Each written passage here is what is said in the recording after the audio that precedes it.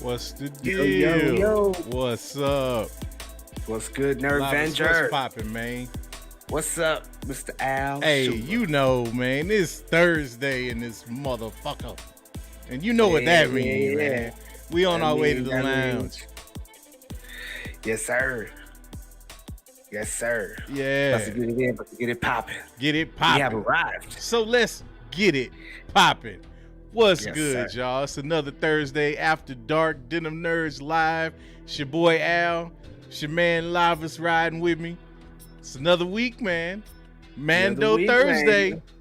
Hey, Mando Thursday. Mando Thursdays, man. Yeah, man. What's good? Yeah, Who we man. got with us rocking ready. tonight? Who rocking with us All right, tonight, man? let's see. First off, we got Lord Vito and Callisto Archives. What's up? What's up, y'all? What's up? Let's see who else we got up in here. They was up in here early. Let's see. We got Travis Adams. What's good? Whiskey Steve, Cap, Pennsylvania. Hey, What's good? Cap, Steve. What's good, y'all, man? What's the damn deal? Then we got Dan the Man, Will Bonin, and Chris Azian. What's up? What's up? Yo, what's good? What's good? What's good? We got Kendall Davis, Mike Hawes, D. Velez. That's a new name. What's good? Hey, You here, what's up? Dalvin? I see What's you. up? I see you. Welcome. We got Brian O'Connor, Star Wars Santa. Hey, 1 quarter Red while Sun at a time. Gamer. Yeah, what's up, y'all? Right. What's up? Lucas Tex Venger. I see you, homie. What's up, Luke? We got Star Wars Talk Show. What's up? What's up? Hey, Star Wars Talk Show. Welcome back. Good to see you again. We got Mark Hamilton. Hey. Fanjection made it. What's up, Mark? good? What's up, Adam? Stud Sidious. Dylan. What's up? What's up? Hey, what's good, y'all? What's good? We got Ronan Flynn and Mega Arbok coming in the last. Michael Odin. We see you. We see you. What's good, Big Mike? And of course, we got our favorite Mike. The favorite Mike. Motherfucking Porter. What's Motherfucking good, Porter. man? What's good? What's up? Oh, what's up? man. What's up? Yes. So it's yes. Who's ready? Drop them Right, lightsabers in the chat while we pull up to Yes. this lounge, man. Lightsabers Can't in the wait till chat. Mando. Who's ready for it? Let's get it. Let's get it. Let's get it. I want to see all sorts of colors, autumn colors, and the Broke Vengers too. See all you Broke Vengers Yeah, out bro, there. Vengeance. We see you. We see you. Yeah. Shout out to Ty. What's up, Mary? What's good? Right. What's good, Vic? What's popping, y'all? Broke Vengeance, stand up. Stand up. Yeah. Yeah, look at all them lightsabers coming. through. Lightsabers, boy. I look gleaming, boy. The glow is real on After Dark, man. That's what I'm talking about. I see Sure. it. For sure. Man. So what's the week little been like light to you? Now that you got another tick on the ageometer, right? Yeah. We Hey, had a man. little birthday. Had my birthday on election day. Hey, And that's what's up. It wasn't as bad as I thought it would be. Apparently, we're gonna have to wait a week before we Yeah. get that bad. Right, So you know what good, I'm so saying? good. Hey, but one time. Let me get some Iron Man emojis in the chat for my man Lavis and the B-Day, man. Can I get some love for the homie one time? Persecute y'all. Man. Thank you And very man, much. but Thank look, you we very got much. we might have to cut the show short, man. Now that he's legal, I might have to take this man out on the town a little bit and show him how we grit down over here. There it is. Yeah. I'm ready. Yeah, there we go. There we go. There you Yeah. Show that man some love, man. Let him know y'all appreciate him. Thank you very much. That's Thank what's you very up, much. man. Yeah, but happy humble birthday, man. Happy belated birthday, bro. Look, Persecute you. I'm gonna tell the people, man. This is why me and this brother right here, man. This is why we get. He was on Tuesday, Yep. and your boy is on Saturday. Saturday. Celebrating my B-Day on Saturday, man. Look at that. I'm telling you, like, they just don't understand how close this bond be sometimes, bro. Yeah. They just don't know. They They don't know. They catch the little feels. They catch the little They slight starting to feels. pick up on it just a tad bit, They just a catching tad up on bit. just a Yeah, I little think bit. so. Yeah, I think so. I think so. But I yeah, think so, man. too. You got any weekend plans, man? You doing anything special? I mean, besides us going on afternoon, Oh yeah, man. Who caught that? Anybody catch the first episode of Anybody catch- Afternoon last week? yeah, Yeah, man. let me see, man. It was live, man. I was surprised we had a nice little Nice little Little crowd. turnout. Yeah, it's a nice little Yeah. turnout, man. It was cool. It was cool. Definitely. We was in there talking about the Mando, letting people come on and give their opinions and everything in the hotline. Yep. So Yep. it was Yeah, really it was interesting. cool. Had the to see what hotline people had to popping, say. man. Yeah. Shout out to Vito. Boy, Vito was coming in hot. Hey. Boy, Vito was Hey. on fire. We in fuego, wasn't he? Yep. But he had to boast. He had to boast to say what he had to say. Yes. He Yes. said. Hey, I appreciate that, man. That's what we want, Yeah, man. sure. Keep it 100. That's how we do on After Right. Dark, man. Exactly. We keep it Keep it all the above. way a buck. No change. Let's see. So Vito with the fire. We see you, Vito. We see Vito with the fire. Yeah. But yeah, man. So, it's first and foremost, we know it's pregame, Mando Thursday. So we're gonna definitely get into that, man. But it's so good for Star Wars news to just be jumping off. I know we said that last week, but I just want to echo it again, man. It's so good for the Star Wars news to be positive for a change.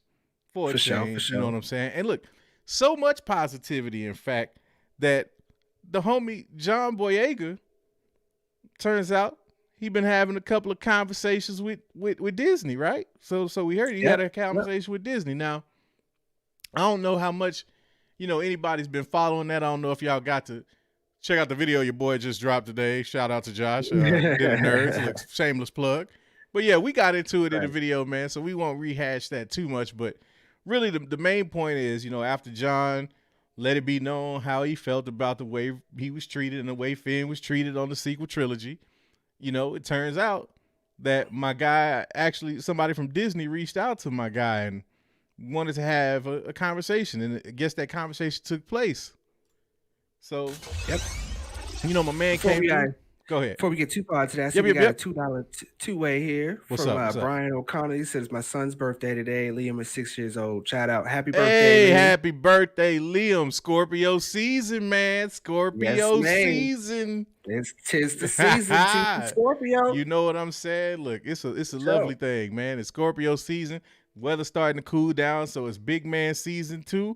Bro, we winning. We winning right now. Lavis. We winning, bro.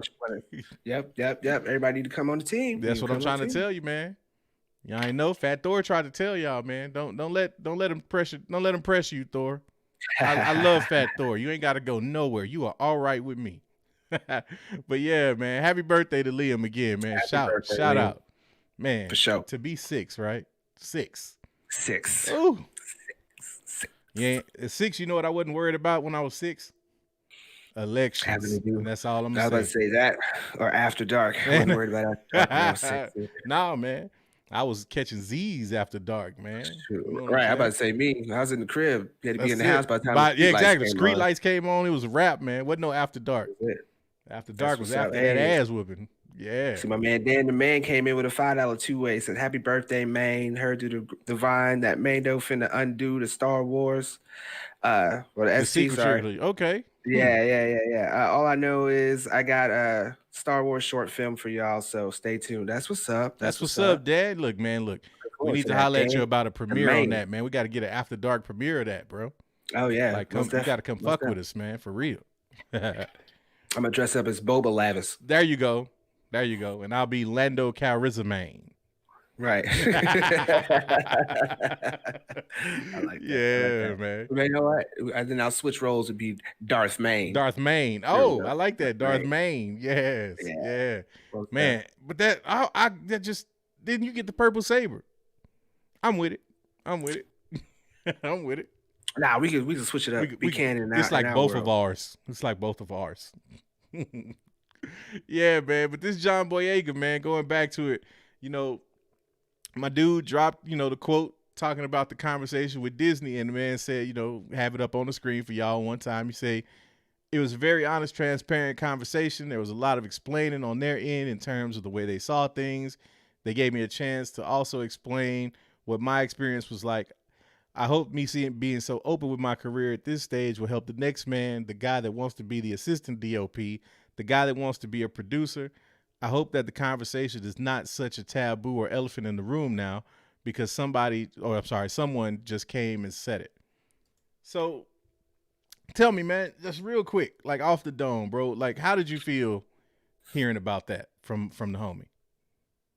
I mean, it just sounds like, it really wasn't like aimed for him. You know what I mean? Right. He just wanted to try to get that out there, try to kind of build some kind of an awareness and everything to that. But I mean, I don't know. It just takes me back to, again, all the news and all the stuff that's coming out about how studios are treating certain people. Yeah. And I don't know. It's hopefully this is like towards a cap. We're working toward a cap on this. Yeah. Where I got you. these types of things aren't always the same kind of issues all over again. Word. It's just he's just out there. Yeah. I didn't really got. I'm short because I really ain't got too much. Too much. It's the same thing all over again. Yeah.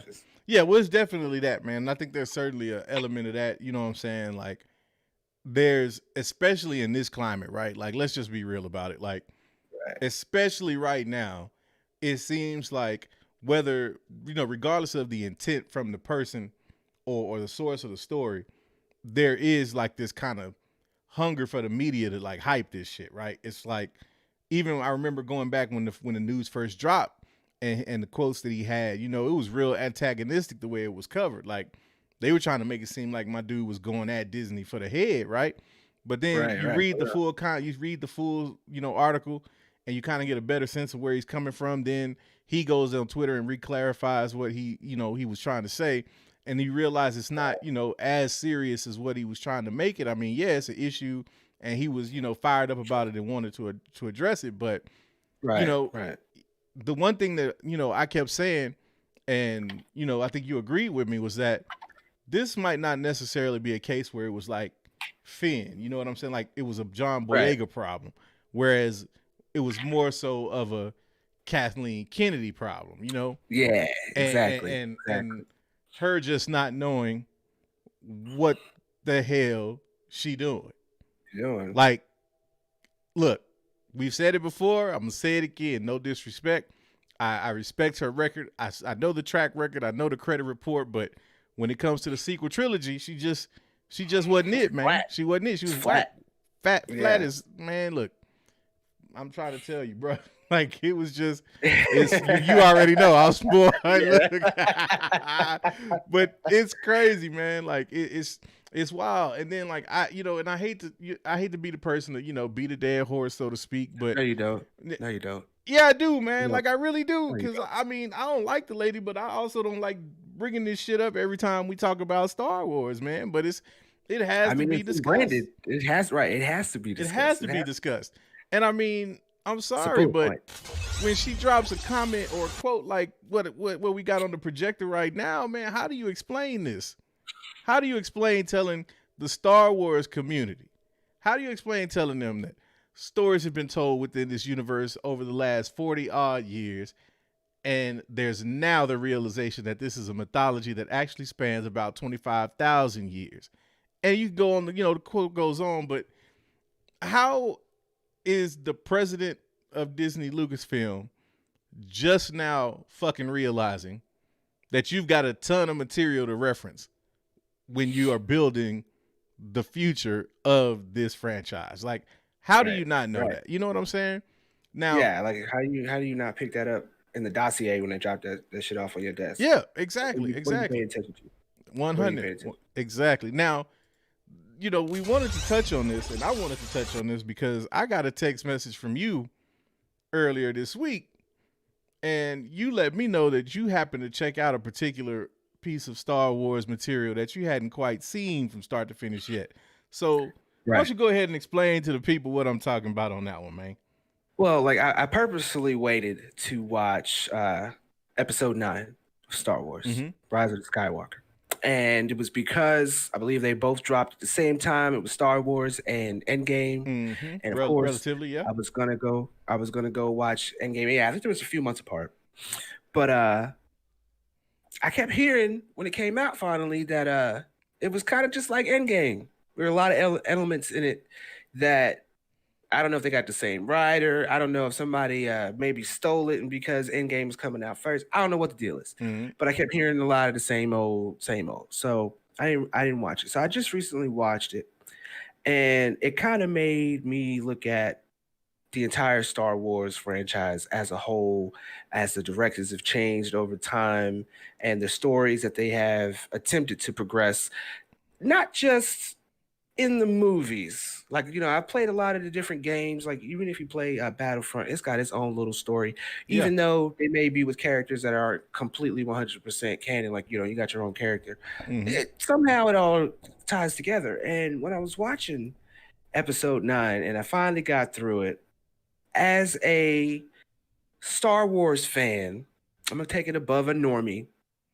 As a Star Wars fan watching that and to the conclusion, I completely can understand why some of you super diehard Star Wars fans are like completely distraught and devastated in how that ended. Yeah. It didn't tie anything up. If anything, it made an opening to me for like a Maury or a Ricky Lake episode. I'm gonna take it back to Ricky Lake. It's just an episode. Ricky Lake. An old Jerry episode. You know what I'm saying? To where it's like, oh, you're not really a Skywalker, you're a Palpatine, and how are you gonna be this person? Little stuff like that. You ain't the daddy. The lie detector test determined that was a lie, type shit. And I didn't like that. You know what I'm saying?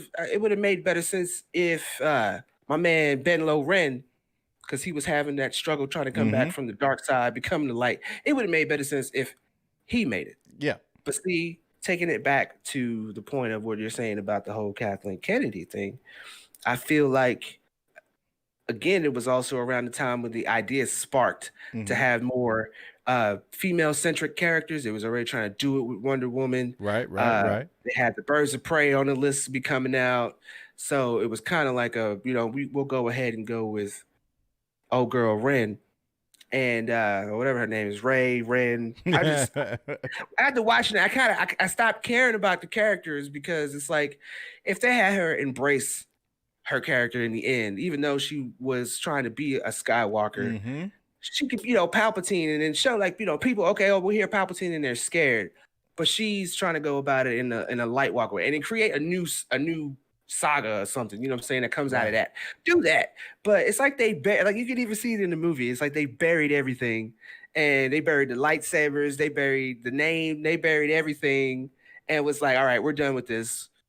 If we pick up, and then this is episode 9. Like, who ends something on episode 9? Hey, episode 9. Like, why?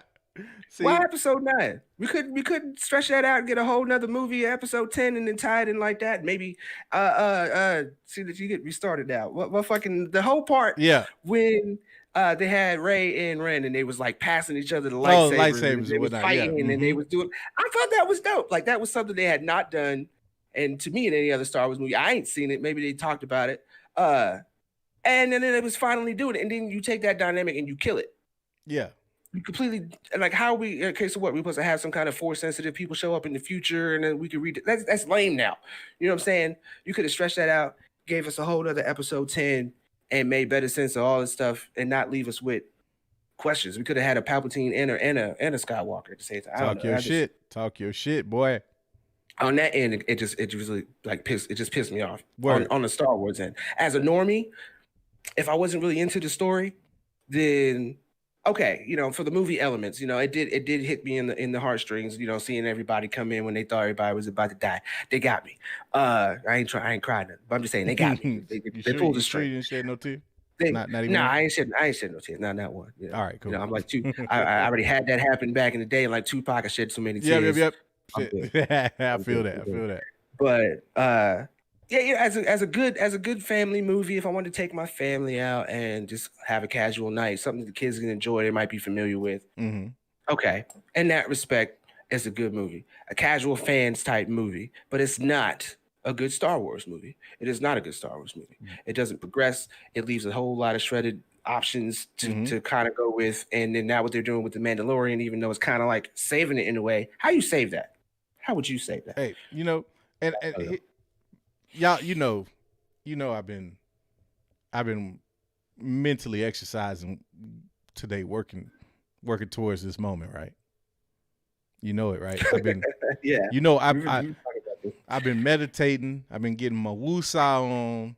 I got myself nice and calm because I knew this moment was coming. And before I go there, I want to ask the two-way to do me one favor.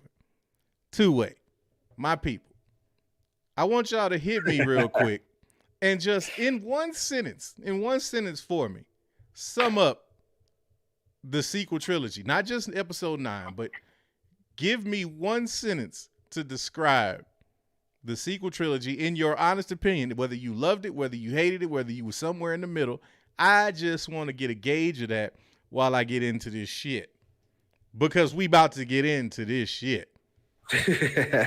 Now, I see, bring back Jar Jar, yeah. Now, here's what I will say first to you, my brother. You are absolutely correct in your assessment. However, where you slightly falter, in my opinion, is by giving this movie any bit of credit at all. Hey. And here's my reason for that. It's like this, y'all. If this had have been any other trilogy with the Star Wars label on it, if you'd have turned this into Rey Palpatine, a Star Wars story, or Ben Solo, a Star Wars story, and you'd given me all of these elements, you give me Rian Johnson's curveball, you give me all of that, and then you bring it full circle this way, and you have Rey defeating this Palpatine and all of that, you know, and it's like, oh, well, we thought Anakin did, yeah, but this is just a Star Wars story just explaining how the dark side. Okay, cool. But that's not what you did, Disney. That's not what you did, Kathleen Kennedy. You hyped this as the return of Star Wars, starting with episode 7. Y'all marketed this shit to both hardcore fans and normies as like Star Wars being back. And you had me. You had me with episode 7. As flawed as episode 7 is, as many questions as there are in episode 7. Everybody wasn't down with the Mary Sue thing with Rey and the whole 9, you know what I'm saying? But I looked past it. You know why I looked past it? You want to know why I looked past it, Lavas? Tell us, man. Talk your shit. I don't even fucking know why I looked past it, because I should have seen this coming. I should have seen it. You know what I feel like, man? I feel like that homeboy, you know we all got one. That you feel like John Boyega? Yeah, I not even Boyega though. I feel like I'm on some Peter Pennsylvania right now, because it didn't matter how much you tried to tell me about episode 7 and the flaws. I ain't want to see it. You like, but bro, she cheated on you. She there, like you can't do this, and I'm like, nah, bro. I love Star Wars, man. Star Wars be down for me. I got Star Wars tatted on my arm, man. We gon' be together, man, forever. And they like, nah, bro. Like you don't understand. Star Wars is going bye. And it's like, no, man, it's coming. And they like, but what about what about the Mary Sue? What about Rey? Nah, man, y'all just gotta wait, man. It's gonna explain itself. Well, wait a minute. What about Snoke? How the hell is Snoke able to do all of this stuff? And where did he come from? And where's nah, man, just chill, man. Like I'm telling y'all, it's gonna be all good. Then we get episode 8. So we watching episode 8, and it's like, I ain't got no more answers, man. Bro. I ain't have answers for episode 8. You just looking at I'm like, just confused, just totally confused. I mean, you throw out any concept of the Force as we know it, right? And I get, evolving the Force, people want to see new tricks, people want to see you do different things, but this kind of goes back to Kathleen Kennedy's quote about not realizing they had 25,000 years worth of lore that they could tap into, because I'm sure in the expanded universe, I'm sure somewhere in Legends, there are some Force abilities that we have yet to see on screen. So if you wanted to throw some new Force shit at us, you had somewhere to look. She just ain't nowhere to look. I mean, the only Force that she threw in these movies is Force in the story. Force in the story, bro, 100%, man. And let's get to 9. Let's get to 9, because I'm not gonna spend. We know Rian Johnson fucked 8. We know this already. we won't spend another second talking about that motherfucker on After Dark tonight. But then you get episode 9, the quote unquote conclusion to the Skywalker saga. Now, just for clarification, my dude, I'm not the person that called it the conclusion of the Skywalker saga, right? That was my moniker, right? I didn't come up with that, right? I don't believe. No, so. I think that was Disney and Kathleen Kennedy that started marketing Episode 9 as the conclusion to the Skywalker saga. Now, it was epic. Yeah, right. Now, just a lesson and this is for the two-way too. And I'll wait because I want to see the answer on my two-way. Don't worry, we'll wait. Yeah. Now, from your knowledge, your recollection, who was the Skywalker saga centered around? Who was the Skywalker saga? Yes, the Skywalker saga in general. The Skywalker saga. Who is that centered around? Can y'all tell me? I mean, I feel like this is completely rhetorical. It should be. It's got a Kathleen Kennedy tag on it. I feel above having to answer this question. I'm just gonna let you. And no, this don't mean that I don't know. No. Okay, it's in the motherfucking question. Okay? Now, see, look, I see. Like, I see some answers. There we go. Yeah, it's based around Vader, Leto. I feel you. Anakin. I feel you. Some people say Luke.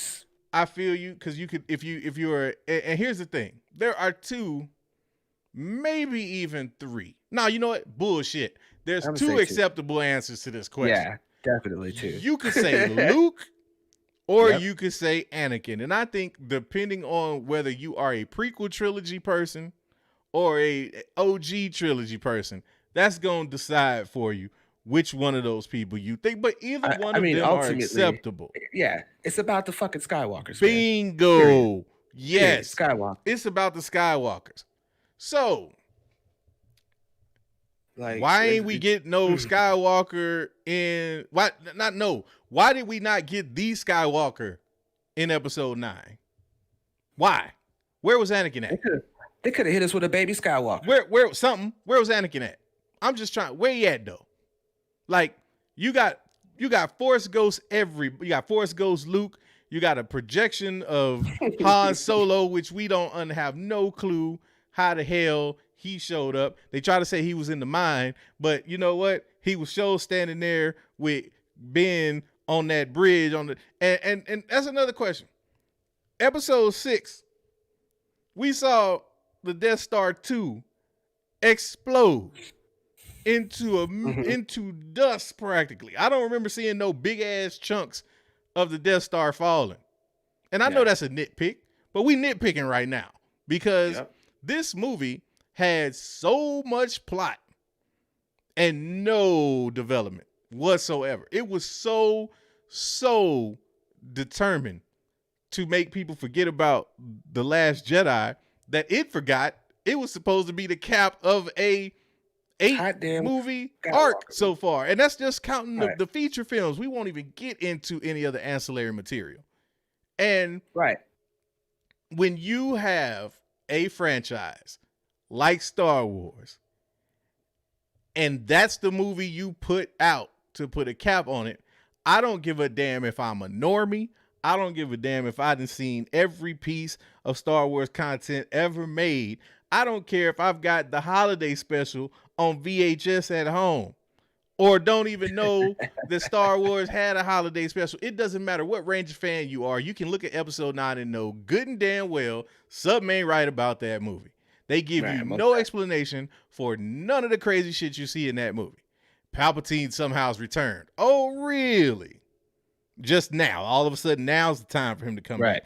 We ain't heard a fart from him since the end of Episode 6 in terms of the movies.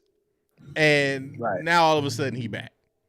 Right. And I see OG fan here. You got a OG fan. Yes, please catch me. Please catch me.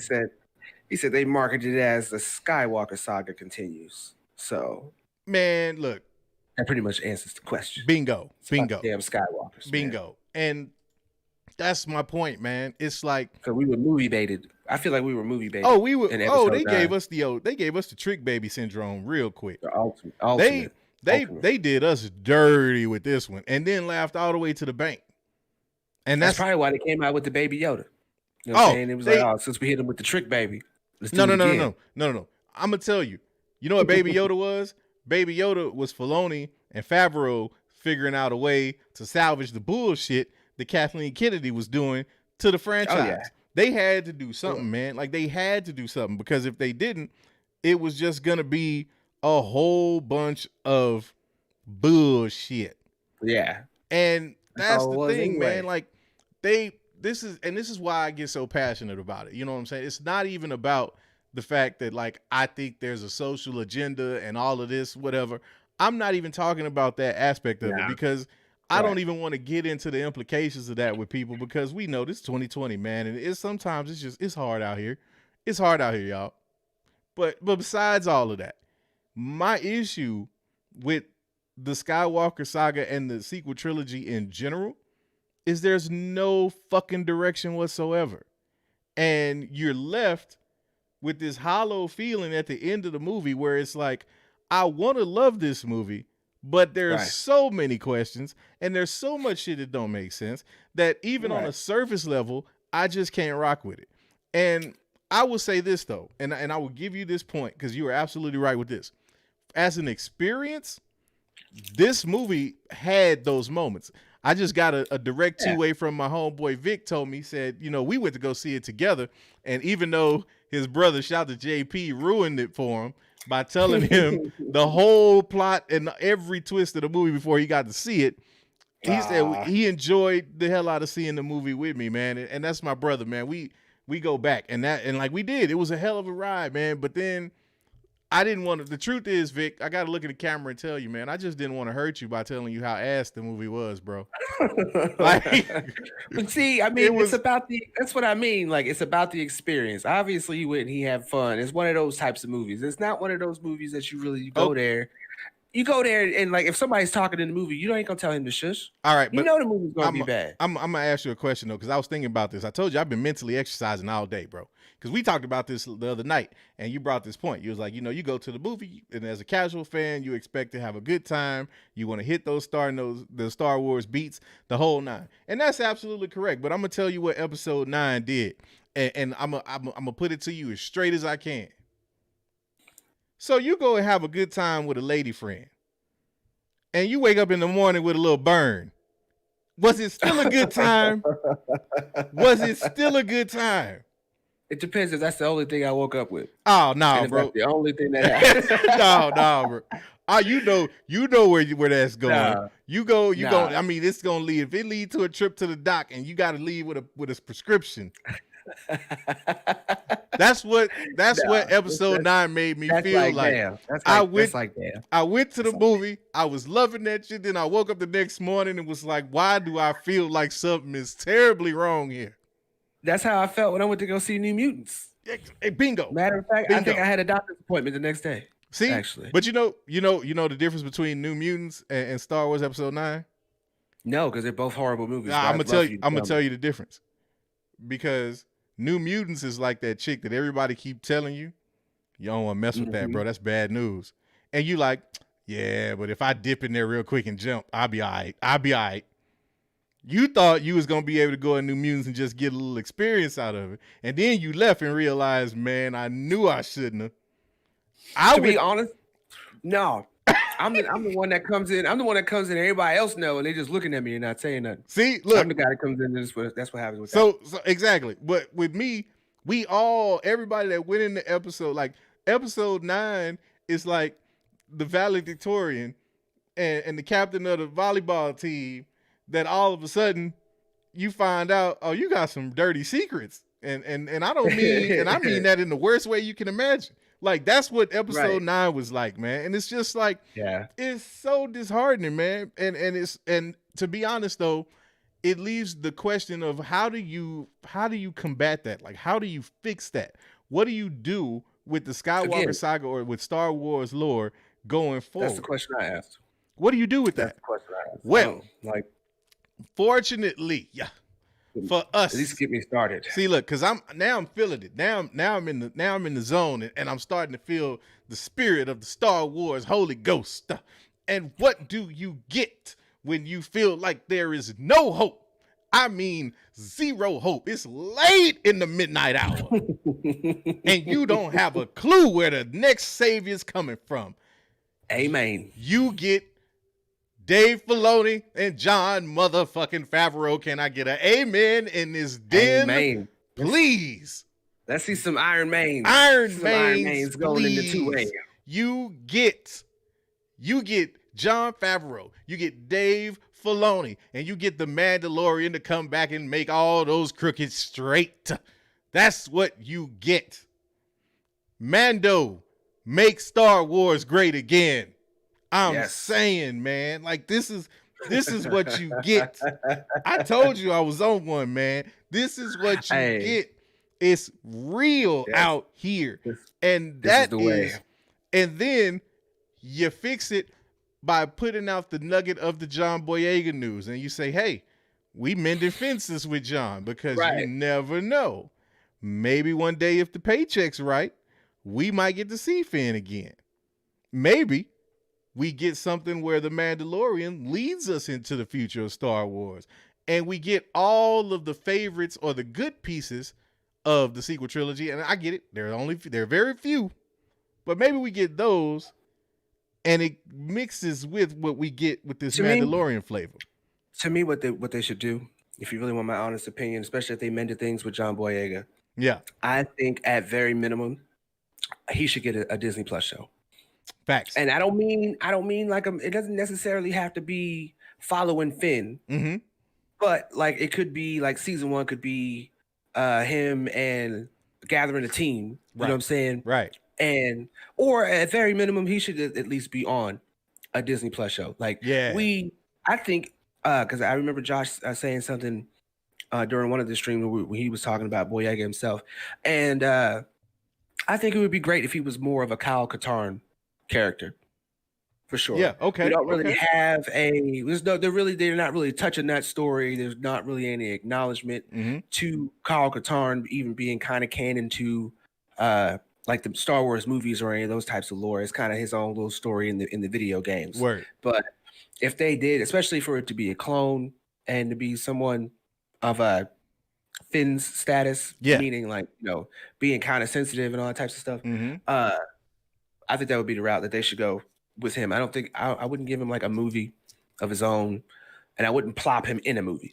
I got you. You know what I'm saying? Give him the screen time and give the character the room to grow. You know what I'm saying? And still pop him in the movies. You know what I'm saying? It's not just because he's on a Disney Plus show, don't mean he can't be in the movies. It's not like regular movies. Oh yeah, and see that's the thing though. It's like that's where we see the MCU doing that exact same thing, right? They're using that formula right now, and that's where, you know, rather than copying the damn beats of the movie note for note, maybe you take just elements. Let's not recreate the on your left scene in Star Wars by having every ship in the galaxy show up at the most desperate moment. Let's not do that. Let's not have Rey saying she's all of the Jedi, like Tony Stark snapping his finger and saying he's Iron Man. Let's not do that. Let's not do that. It was, oh my gosh, down to the second. Down to the second, bro. Like it was insane. It was insane. Like, and I'm sitting there watching this movie, man, and I'm just like, I gotta. It's like, man, I have so many bad analogies I want to say right now, but I want to keep us on tonight, man. Like, we got Dylan George while he calms down. We got Dylan George coming in with a $4.99 2-way. Says Mando saving USA because no matter what, I'm staying inside tomorrow and watching Mando. But I might step out and shoot off an old firework if Biden wins. That's what's up. That's all right, man. Do you, man? I feel you. That's what's up. I think it's a lot of people sharing that sentiment with you, bro. But period, point blank, man, when it comes to Star Wars and the sequel trilogy, man, where I'm at is there is no redeeming that trilogy. Like, there's people, you know, rumblings and I'm not talking about, you know, the Mike Zero rumblings, but there's people that are, you know, saying, you know, whispering, saying, hey, well, maybe they'll disregard it, or they'll find a way to go around it or something like that. To be honest, man, and I asked this question last week about the whole world between worlds possibly being in Mandalorian. The only reason I want to see the world between worlds come back is because I would love to see an episode or something where they just kind of like yeet the whole sequel trilogy the hell up out of here. And we like, nah, we got to wipe the slate clean. That was just a bad dream. That was just a bad sure. dream. Something, anything. That's all I'm looking for with it, man. I think Because that's the bad part about it all too. Is like you're just ready for something simple to be like, okay, I'm willing to accept that, right, just so we can get on a just so we good can track. get back, just so we can get back. Yeah. Because until it's so, and I've done this, dude, at least 3 times since the end of last year when we got Rise of Skywalker. I've watched all of the Skywalker saga up to the sequel trilogy, and I think once I went like all 9 movies like over the course of a week, right? And it's about when you hit episode 7, it just starts going it goes downhill so fast because it's like they're barely holding that story together, if you want to call it that.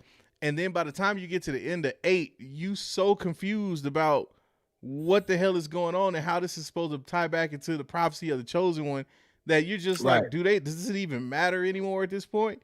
And then you get to 9 and it's like, oh, we're just going to throw everything at you. We're going to give Chewie medal. We're going to kill Chewie, but then we're going to bring him back.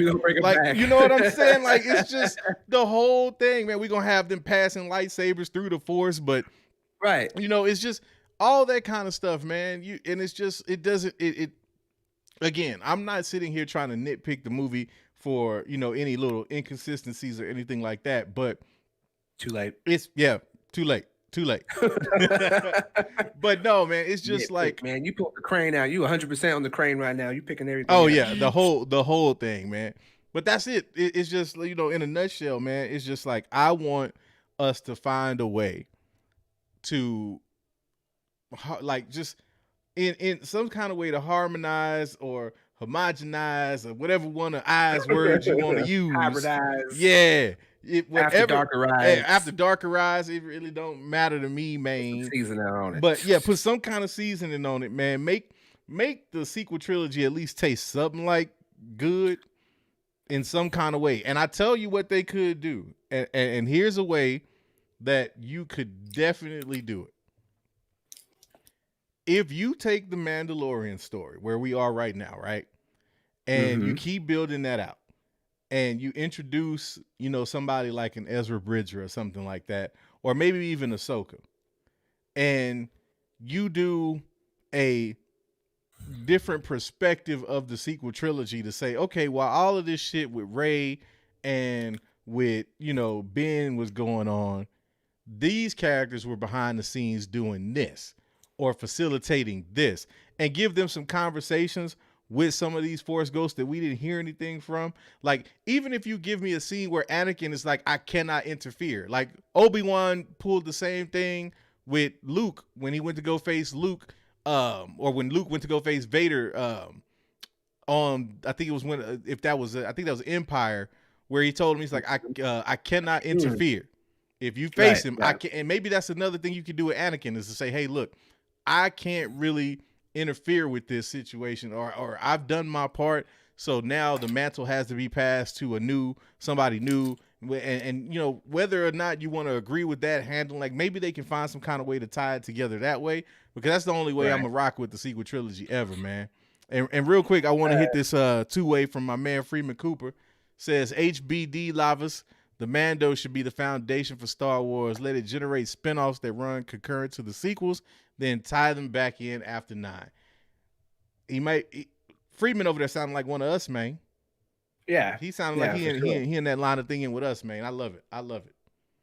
Then I think we got another one too. Not to cut you off, man. Let me get D. Velez real quick. Appreciate that $5 2-way. Says, should Boba Fett spinoff be gory, John Wick like Punisher series on Netflix?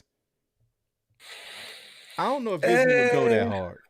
Nah, I mean, yeah, that's what I was about to say. I mean, it wouldn't spin. Why would they spin that off on Netflix when they got their own platform? That makes no sense. They already canceled everything that they were doing Marvel right on there, so I doubt it'd be on Netflix. But Hulu could be, maybe Hulu. They're you know, they kind of, I'm not sure if they own it, or they're I know they're in league. I like saying that, in league with each other. So I can see it coming out on maybe Hulu, but not Netflix. And Boba Fett turned out to be some kind of a John Wick character. No, I'd say if they were to do that, which I don't see them doing that because they already have the Mandalorian, it would be much easier for them to incorporate him in this show than to give him a spinoff because it's kind of already been done. Right. So I would just tell his story, pop him in every once in a while. But nah, I don't see no spinoff. I think the spinoffs that they got coming now make better sense, like having a Ahsoka, either a movie or a Disney Plus. They're supposed to be working on that Kenobi. Mm-hmm. Hopefully they get that together. But I don't. What do you think? I don't think they should have a spinoff. I know that there's rumors that they might do a Boba Fett series, but I don't think it'll be anything like a John Wick, something like that. Yeah. Like it's not gonna be too gory because Star Wars ultimately was kind of marketed for children, if you will, and it's still, you know, regardless of how you look at the movies, they still has that vibe. You know what I'm saying? It still has that kind of childlike vibe to it. And I, you know, while I do want to see a little grittier Star Wars, I don't want them to go overboard with it. You know, we have material for that, you know, shows out there that we can watch to do that already. So I don't want to see, you know, Star Wars jump on that train just because it might be a cool thing to do. I think you can tell the Boba Fett story and have him be as gangster as you want him to be without turning up the gore and the blood like that. Yeah. It's kind of like how they do all their movies. You know what I'm saying? Yeah. You got the Marvel movies where they be doing stuff, and you know they should be all bloodied up and beat the hell up, and they don't be doing all that. So I don't see it being that cool either. I don't see it being on that. Exactly. I see my man Vito still in here on that man fuck Boba. Like he's trying to get banned. He's lucky my man Josh is out. Yeah, because man. He's about to come back on at 3 a.m. to catch the Mandalorian. You had to get that nappy in, man. Oh yeah, you had to get that nappy in. But yeah, man. So it's like that's where I'm at. Like with the sequel trilogy, man. I think that's essentially the best we can hope for is that Mando find some kind of way to kind of loop in and fill in some of the gaps that were left by the sequel trilogy. But we got to be real, man. Them gaps is big as fuck, though. Like, oh yeah, most definitely. Oh, and you kind of reminded me now. You was talking about earlier about, like, you know, kind of what they should do and all that stuff. And for some reason, it was resonating to me. I said this to Burke the Nerd when I was on his stream. Shout out to Burke the Nerd. Multiverse. Oh, somehow Star Wars needs to create their own little multiverse. But to be fair, I don't think that they should do like a complete multiversal type thing. They should find a way to tie in the certain stories and be able to fix, retcon, canonize, whatever they want in their own way without it being some kind of a multiverse. Well, I mean, there's a lot of stuff in Star Wars apparently they haven't touched. It could be some kind of Force thing out there. Like you said, the world between worlds and stuff. They could totally be using that in some kind of a multiversal way. To where now some of these characters who are probably dead, we can either resurrect or whatever the case. I mean, they should bring back everybody, but I mean, like Kylo Ren killing him off, to me, that's dumb. Yeah, like it doesn't make any sense, man. Especially when you look at how the Rise of Skywalker ended. You know what I'm saying? Rey defeats Palpatine. Yeah. She takes the name Skywalker, goes and buries the sabers. Like, you don't even get to see Ben at any point at the end where she sees like Luke and Leia. I feel like she had a closer relationship with him than she would have either one of those two. So like, why wouldn't she have seen him? And then not only that, but I was reading something where I guess Disney clarified that the kiss between her and Kylo wasn't romantic, but more of like out of appreciation. What the fuck is that? Like, so not only, and you know what though? I can kind of agree with that assessment because the way that happened, it was kind of like the pause in between the two. I think it's a little bit of a both because they had it where Kylo Ren kind of looked like, hey, I saved your life. You're back. I kind of need you. Mm-hmm. And so he was willing to do it. And she was like, holy shit, you saved my life. That's what's up. Thank you. So it was mutual, but not in the same way. You know what I'm saying? They wanted to appreciate each other. So what we saying I don't is, feel like it was mutual. So what you're trying to tell me right now is that not only did the true last Skywalker get yeeted off a cliff, only to climb his way back and to die, saving this chick, putting on the cape and saving her, bringing her back to life. But then he got curved at the end of the movie too. Yeah. I mean, honestly, if I'm reading the the actor's body language, right? If that's what they were trying to convey, yeah, Ray was not. She was not like, I'm completely taking your hand, Ben. You know what I'm saying? I think even then, taking his hand, it led to the friend zone. That's what I'm saying. She friend zoned my dude at the end she of was the friend zoning like, my man. Man, look, if I'm, she was like, I'll take your hand and throw you here in the friend zone. Look, I'm just gonna say it like this: if I'm Ben Solo at the end of that movie and I get friend zone, my Force Ghost is coming back at Ezra Miller and somebody. I'm like, nah, look, I ain't gonna say no, I ain't gonna say exactly who it's gonna be, because like I said, I'm trying to keep us on air tonight. But look, if I'm Ben Solo and I just went through all that shit, and this what I get, and then I'm gone, nah, y'all gonna have to wait. I'm gonna have to find my way back through the Force or something, because we got some talking to do. You're gonna come back through the Force and force some issues. There's gonna be some forcing going on. Force choke. Come back. I'm trying to tell you, man. I see what you mean. Yeah, ain't no Ezra Bridges though. You got the wrong Ezra for that you got one. the wrong. No. I didn't say Bridges. I said Miller. I'm like, we need Ezra. Did you say Miller? I said Miller, not Bridger. Miller. Have him tap into that, boy. You want to talk about a crossover event, right? Right. Shoot. But yeah, man. So hopefully, though, like I said, hopefully to bring it on home, hopefully somehow this wonderfulness that we have in the Mandalorian rights all of these wrongs for us. It saves the day. It heals America, and we all hold hands and sing Kumbaya at the end of it. That's the hope, man. That's the hope. Yeah, that's the hope. And all we can do is hope, man. And hopefully tonight, or should I say in the wee hours of the morning, we get the next juicy installment, man. So again, I'm excited. One more time. Let me get some lightsabers in the two-way, man. If you pump for Mando, because we gotta talk Mando now, man. We didn't talk enough about Kathleen and that bullshit for 3 lifetimes. You know what I'm saying? Like, I'm ready to put that in the rear view now. Now that you've seen the movie, and we done talked about it on air, my guy, I say we sequel trilogy finito for us. Yeah, no, I'm good. Yeah, I'm all the way good on that. I'm all the way good. Yeah, I see that. So yeah, we got Jose F3 asking if Mando's releasing at 12 p.m. Eastern. I believe it's still gonna drop at 3 a.m. It's still 3. Yeah, I think it's still 3 a.m. for us. And if you able to make it that long, then come fuck with me and your boy Josh afterwards, because we damn sure gonna have that live stream popping. Right. And don't learn the hard way like me. I think they update the consoles later than they do the other streaming services. So if you have a PC, if you watch it on your phone or a tablet or something like that, I think that they update those first. And then I think it takes about a good 30 minutes before it starts to work. Oh, okay. And I don't think it's console wide. You know what I mean? So I'm saying, like, if you go on there on your PlayStation, Xbox, whatever it is you use, better be PlayStation, and it don't work, try it on another device, and it should come on. It should come on that way. Because I was trying on my PlayStation at first, and it was not having it. But as soon as I popped over onto the computer, came right up.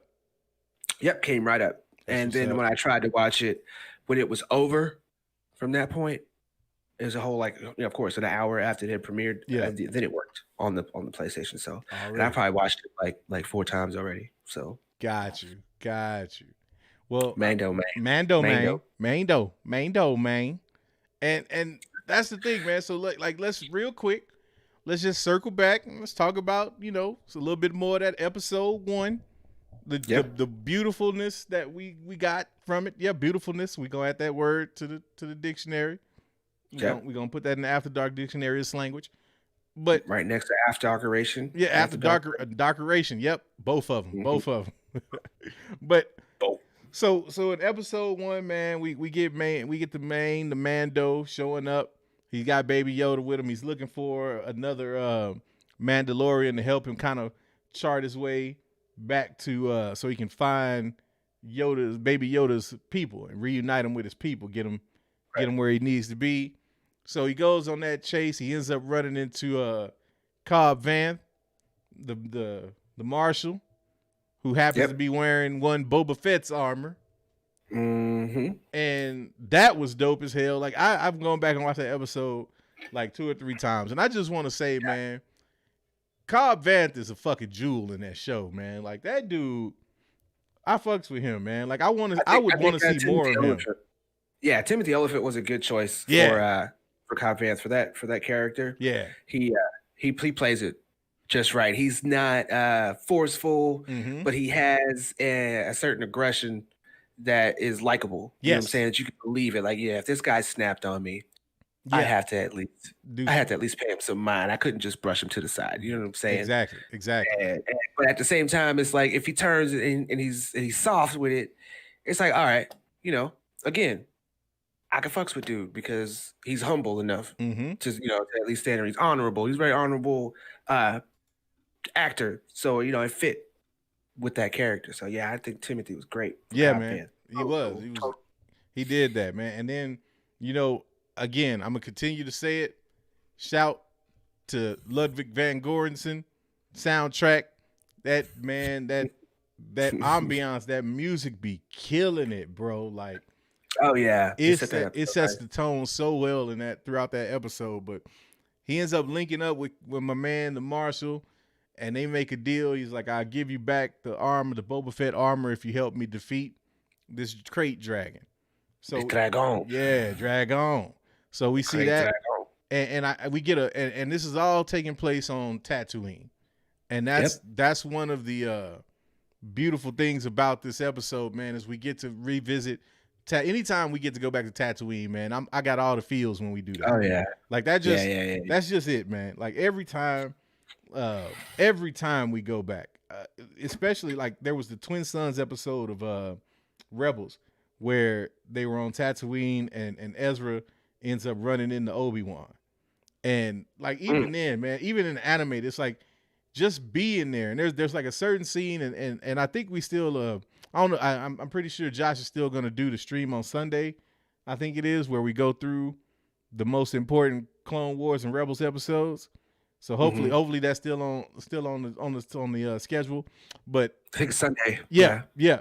So there's a specific scene of Obi-Wan in that episode where he's looking over a certain somebody, and just seeing that, man, and just really understanding like how vast and how connected this whole like world is, and how everything kind of ties it together in for the most part.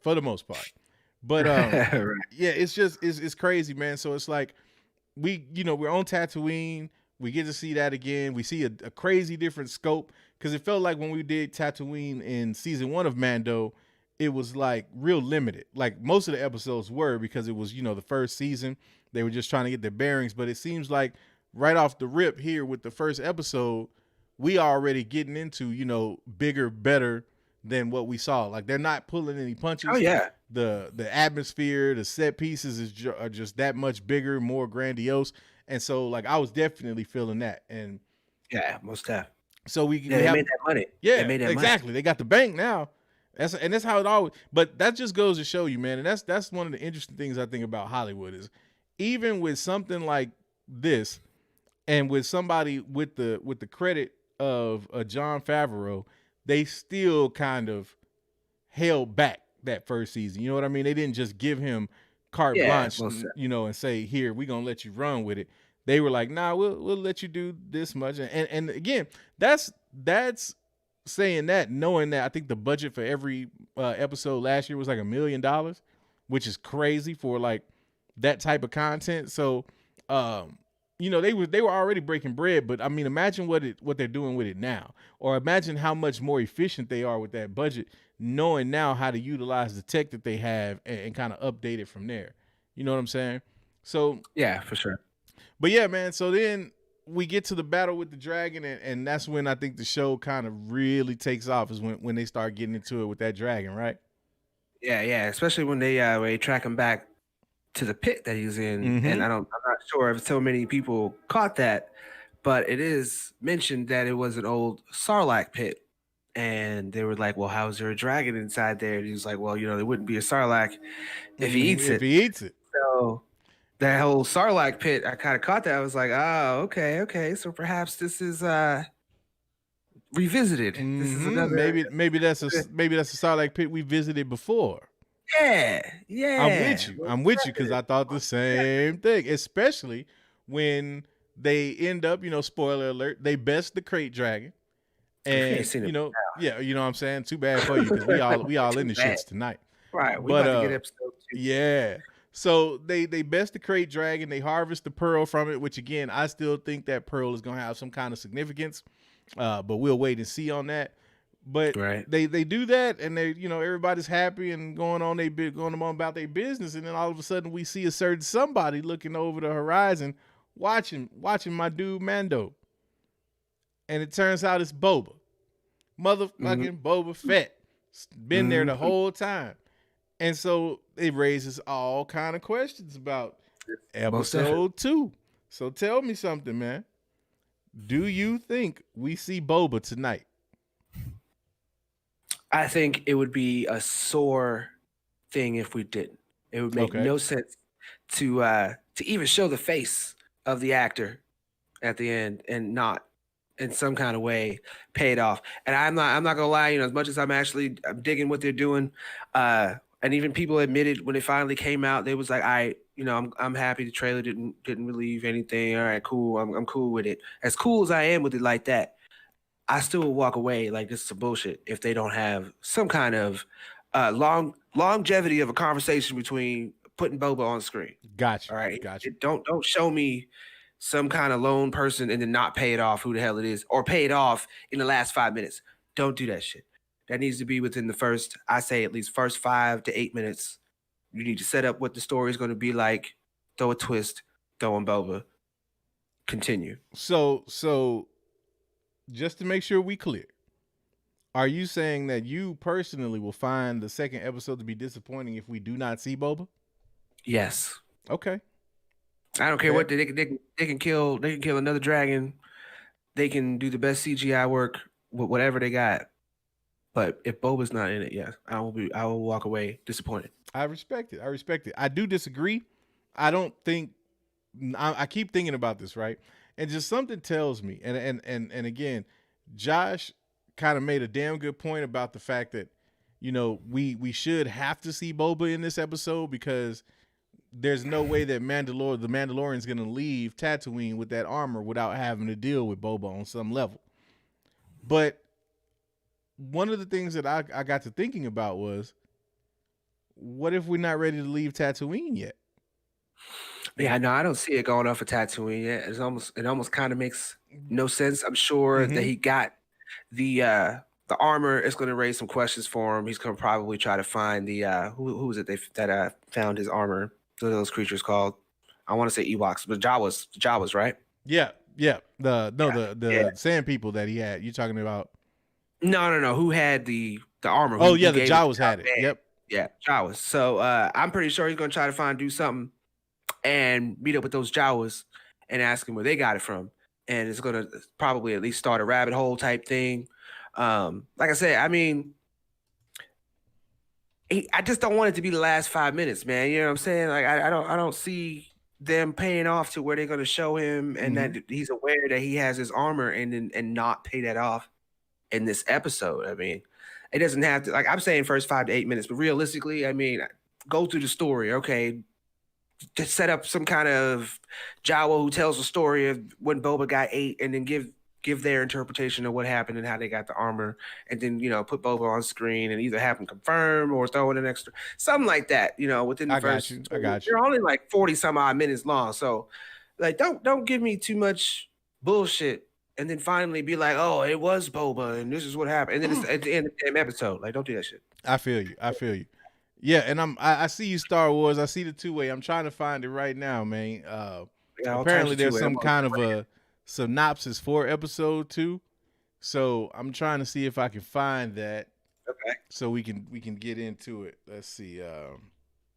Lord Vito with the $5 two-way. Can y'all read Star Wars talk show comments because he's really fiending? All right, hold on. Yeah, we looking for it right now. Is that what you do right now? Yeah. I'm on it right now. I'm trying to find. I see we had another one from Callista Arcus She said, do you think many talented actors of color don't want to deal with the big studios, Disney, Warner Brothers, etc. now? Could Boyega be the one to help build that bridge? Real quick for me on that, while he's still searching, I'm gonna say money talks. Yeah. And no matter how much we would be like, yeah, we're gonna try to boycott Disney, we're gonna try to boycott WB. No, they got way too much money. There's gonna be somebody of every race somewhere who that money is gonna talk to, and they're gonna do whatever and have their own justification for it. And either you're gonna agree or you don't. It don't matter. They got what they wanted out of that money, and the people who are enjoying it are gonna enjoy it. I don't think that there's gonna be too many movements that these big corporations aren't gonna maneuver around. So that's how I feel about that. No, exactly. And that's the thing, right? You know, think about the way John Boyega came out with his comments. Now, we knew he wasn't necessarily going at anybody with it, but just more so giving his opinion. But look at how,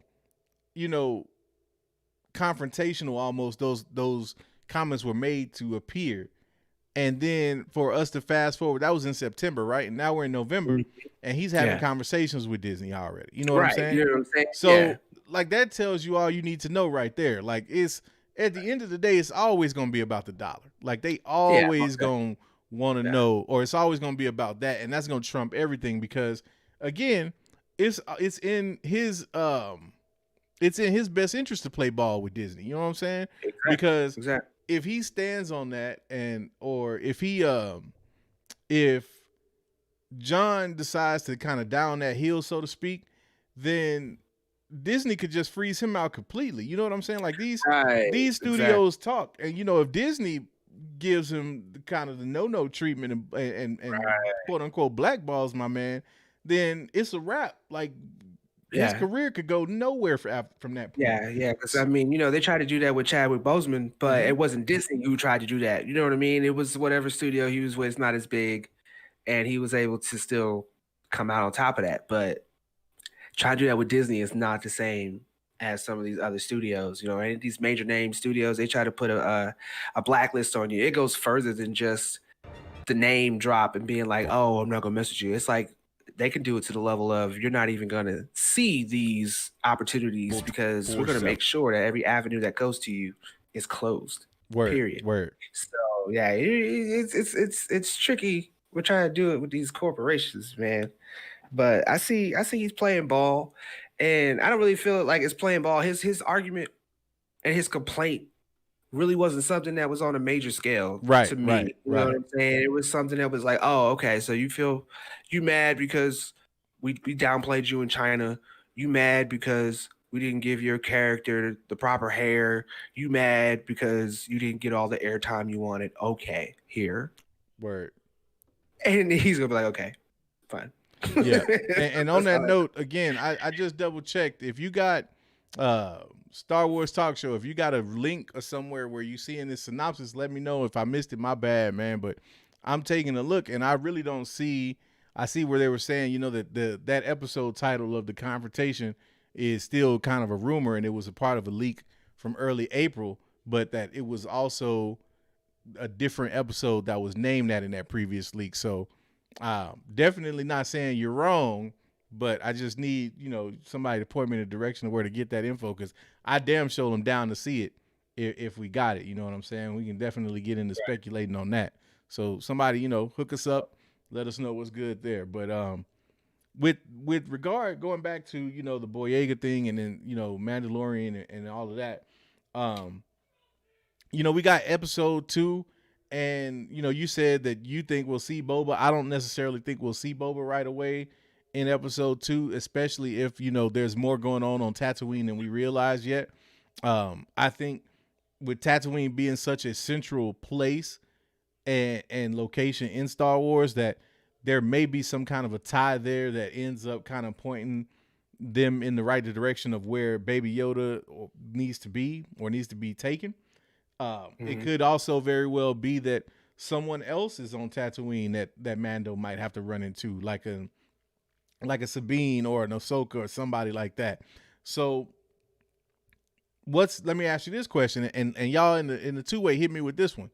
What do you think is more likely to get Boba Fett? And listen carefully with this one. What is more likely to happen? To get Boba Fett within the first 10 minutes of this episode, or for this episode to feature a different character that we aren't expecting to see necessarily in episode 2? Are you putting your money on Boba in the first 10 minutes, or are you putting your money on somebody else? If I had to choose, I would say more likely that at very least, because I want to say both, but if I had to choose, I would say at very least we'll probably get a new character that will at least lead the story around what the hell is going on with Boba. Okay. Because I'm still sticking to the fact I think that the Sasha Banks character has something to do with him one way or another. Okay. I know you're saying it's a little garb to cover up. I've said this before. I still think something's up with the two of them. They lurking and they both watching the Mandalorian from far away. There's just too many characteristics that feed each other. And on the trailer, we got Sasha Banks' character doing that. And then now here it is, we watching the Mandalorian, and now we kind of can say we got Sasha Banks and Boba Fett's character doing it. I think I'm sticking to it. Yeah, I feel you. I feel you. I like that. I see. I saw a few answers in the two ways. Some people saying Boba, a few other people saying different. Looked like it was split pretty 50-50 with that one. Yeah. I mean, it's hard because it's tough. say, a lot of us want to be like both. You know, why can't we get both? Why can't we get at least more with Boba? I will say this. Okay, I would say at very least, if we don't get Boba Fett and a Mandalorian confrontation, at least we should get Boba and pieces of his story. Yeah, okay. Now, I would say at very least we could get that. Now, here's something that could, I think, well, I won't say it'll sway you, but here's something I was thinking about, because there is somebody very important that I expected us to hear about in episode 1 and we didn't hear a lick from.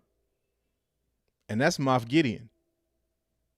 So what if this second episode focuses on Moff Gideon and him showing up on Tatooine to come try to track Mando down? For the Baby Yoda? Yeah. Okay, well, I mean, on that, I can see, because it's a whole new episode so far, the way that they did it. If you look at it, even with the dragon, it's part of the story that leads to other things, Easter eggs. Yeah. I would say it would probably be a part of it, but I don't see it being a confrontational type thing. Okay. Yeah, go ahead. I see them probably throw that in there as a twist. Things are probably going a certain way, and now we're just going to throw Moff into the fire with it too. And I think it'd be something like that. Yeah. But not a whole thing. No. Got you. Because I look at it and I'm thinking about, that was kind of the cliffhanger we were left on with episode 8 of the first season. But then episode 1, and I mean, it makes sense that we don't hear anything, because again, for all we know, Mando them got the hell up out of there, and Moff Gideon might be trying to figure out, just what the hell's going on. Most of his, or a good portion of his people, were wiped out when they were in that confrontation. IG-11. Yeah, IG-11 was in there putting in work. But I could see a situation where if Moff Gideon shows up and he's kind of hunting Mando, then that kind of pushes to the side the Boba Fett conflict for a later payoff. You know what I'm saying? Or it could even be a situation where, peep this, what if the two of them have to become unlikely allies because Boba doesn't want his armor to end up in the hands of Moff Gideon, so he has to intervene at a particular point, and that's something, and that ends up kind of what brings them together. I can see that being the case too, but honestly, man, it's so much possibility with this second episode, because it all depends on, I think, what way they're trying to tell the story this time around. I think it was more serialized in the first season, and there were some, episodes that were kind of standalone, if you will, or filler for some people. But if they didn't, if they choose to go a different direction with that in this season, and they try to make every episode count, and they want to cram as much into every episode as they can, then I'm with you. I think you get a Boba Fett like continuation immediately in this episode, and you give us some kind of a hint as to the larger issue that's going on. So Right. I don't know which way they're gonna take it, but I know this much. I know this episode for me has to top the first episode. Oh yeah, Like most definitely. it's You can't got come to. out. It's got Yeah, to. you can't come out that hard. I think the first three, if you're gonna come out this hard with the dragons and the little kyber crystal pearls, because I've been looking more into that, and it's starting to look more or less like that's kind of what that means. It's a lightsaber Yeah. crystal coming out of that somehow or another. Yeah, but you can't drop all this Tonka truck stuff on us and then go completely soft second episode. No. Hell yeah. We Exactly. need the first three. The first three need to give us what we're looking for. Episode 4, you could probably kind of take a little break, throw in some more storyline. Maybe there might be some drama that needs to be clearing up and takes vocals. All right, but by episode 5 and 6, you need to turn right back the fuck up Word. and give us the rest of it. Got you. Now I want to do this because it's something I want to start doing every week that we talk Mando and we're going into a new episode. So play along with us in the 2-way. I want you to give me your score for episode 1. Score 1 to 10. What would you give the first episode? Matter of fact, I'm gonna make it a little more interesting. Okay. Okay. Okay, we're gonna make it a little more interesting. Gonna make it interesting, okay? See, we have a total of 3 lightsabers in our emoji set. So I want to say on a scale of 3 lightsabers, okay? If you think it was the best, all 3. If you think it was meh, let me just get the red lightsaber. See if we can do that. Can we do that? Can we do that 2-way? Can we do that? Yeah, let's do both because hit us with the lightsaber. Let us know what you're feeling about it. But then I'm going somewhere with the numbers because what I want to do also is I want to keep track of it for when we come back next week. And every week I want to see how close or how we look at each episode. So for me, I would give this first episode an 8 out of 10. And the reason I want to give it an 8 out of 10 is only because I feel like, and I full on expect there to be episodes that blow episode 1 out of the fucking water. Like I expect, and I'm gonna say this now. If the Ahsoka episode does not floor me, I'm gonna feel some type of way. Because and that's with me not having, I don't necessarily expect it to, because this is not the Ahsoka show. It's the Mandalorian, and she's making an appearance from what we know. But as an Ahsoka fan, if that episode doesn't hit me in my Star Wars sweaty feelings, I'm going to feel some type of way, because I feel like those are the episodes that are made for cats like me, cats like Star Wars Santa, cats like my man Josh the Jedi. Like, they are made for us. This first episode, even to a degree, was for us, because when you drop references like Anakin's pod racer engine being a speeder that Cobb Vanth is riding around on, man, come on, bro. Like, come on, man. So I'm gonna say 8. I saw some 8s. I saw 8.5, some 9s. Yeah, I saw 1.7. 1.7. 1.7. That's it. Right. I seen 1.7. So where you at with it, man? Do you? All 3 for me. I say a 9. All right. I give it a 9, honestly. So you give it a 9. I like the way they cool. Back. Yeah. You give it a 9. I give it an 8. So let the record show. You say 9. I say 8 for episode 1. Now here's the twist. I want you to predict what you expect episode 2 to be. As far as like the score, 1 to 10. What do you predict it to be? And y'all hit us with it too in the 2-way. Let us know. I don't know. I guess if I'm being technically picky, I'm gonna say an 8.7. Okay. I don't see this next one. And it's not to say that I think it's going to be worse than the first one, because I know I said I give the first one a 9. Mm-hmm. That's just more or less to say, I guess, expectations. When it comes to expectations, I don't completely expect them to wow me, and or For you, I'd probably say it'll probably go from 8 to 9 because they'll probably put something in there that is more lore based that you're probably looking for. Mm-hmm. That me, as not so much of a diehard fan, I might not catch that. Gotcha. You know what I'm saying? So my expectations out of it, like the Mandalorian first episode coming out, I expected it to be around a good 7.5 to 8 for me. But what I got out of it was a little more than I expected. So that's why I gave it a 9. Got you. So for me, I'm gonna say 7.5. And the reason I'm gonna say 7.5 is because I feel like this second episode is going to be damn good, but I think there's going to be a lot of catching up in this episode. Like this is going to be one of those, let me put you on to what's been going on. Now, that being said, from a production standpoint, from a story standpoint, from an immersion standpoint, I still expect this to blow anything that we got in season 1 out of the water. Like, I still think after we get done with this shit tonight or in the morning, it's going to be like, oh shit, they did it again. Like, it's 2 for 2.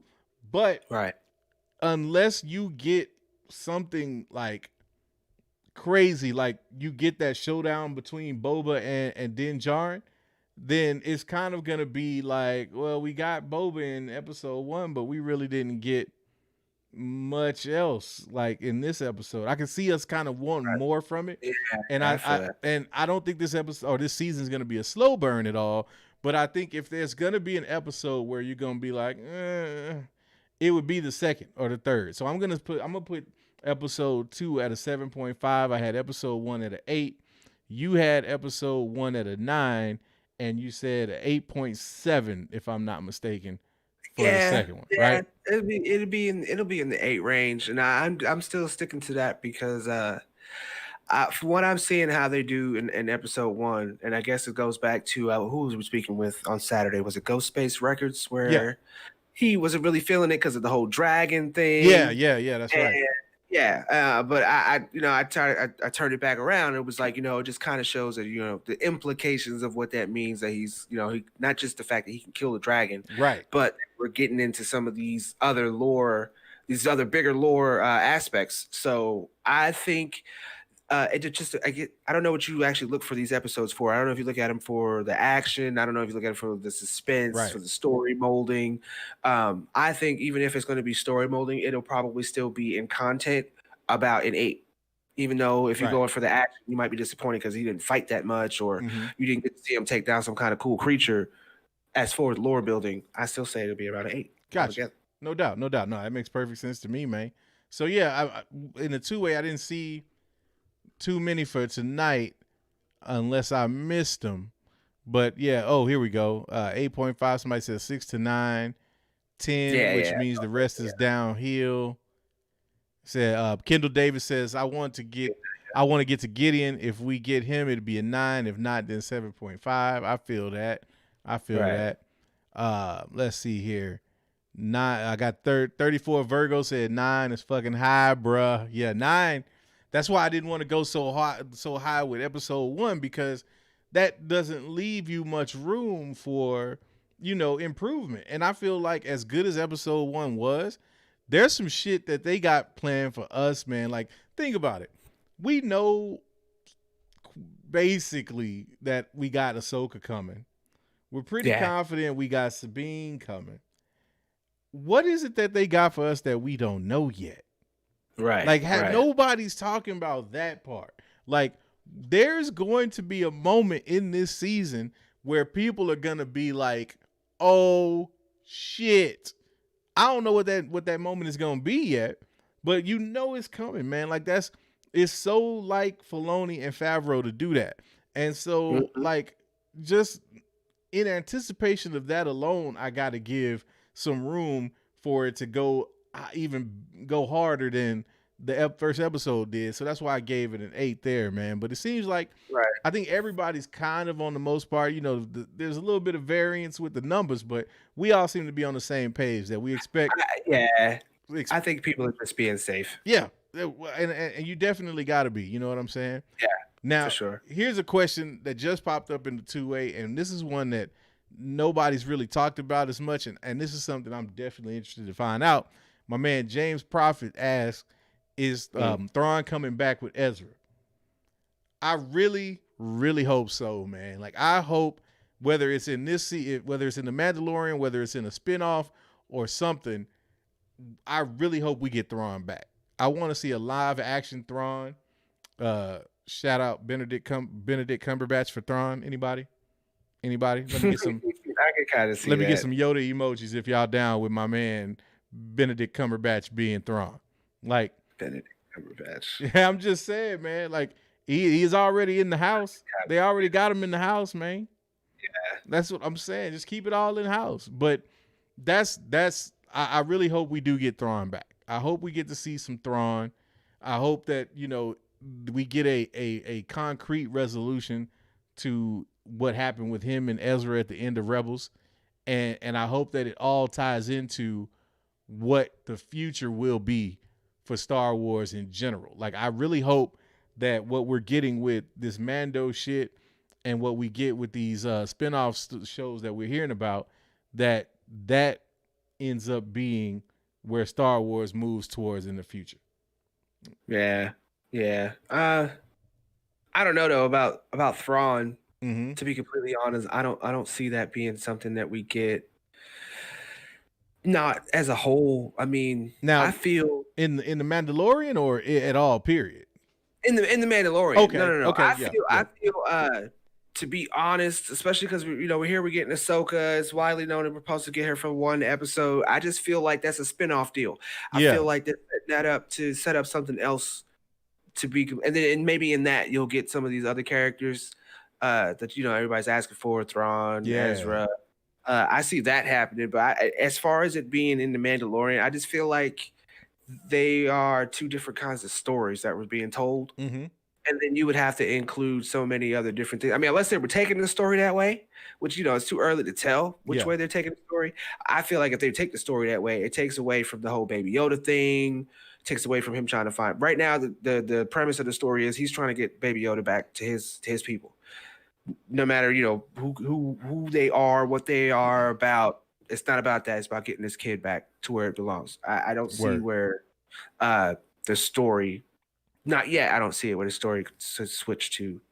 Now we got Ezra, Ahsoka, and all them other people. So is that a real fear? Like, is that something that you really are concerned about in terms of with these? Because I know a lot of people kind of have voiced that as a concern with all of the rumors of who might be featured in this. They talked about Boba, they talked about Ezra, they talked about Sabine, talked about Ahsoka, and people kind of worrying that that's too many characters at play in the story, and how's that going to work?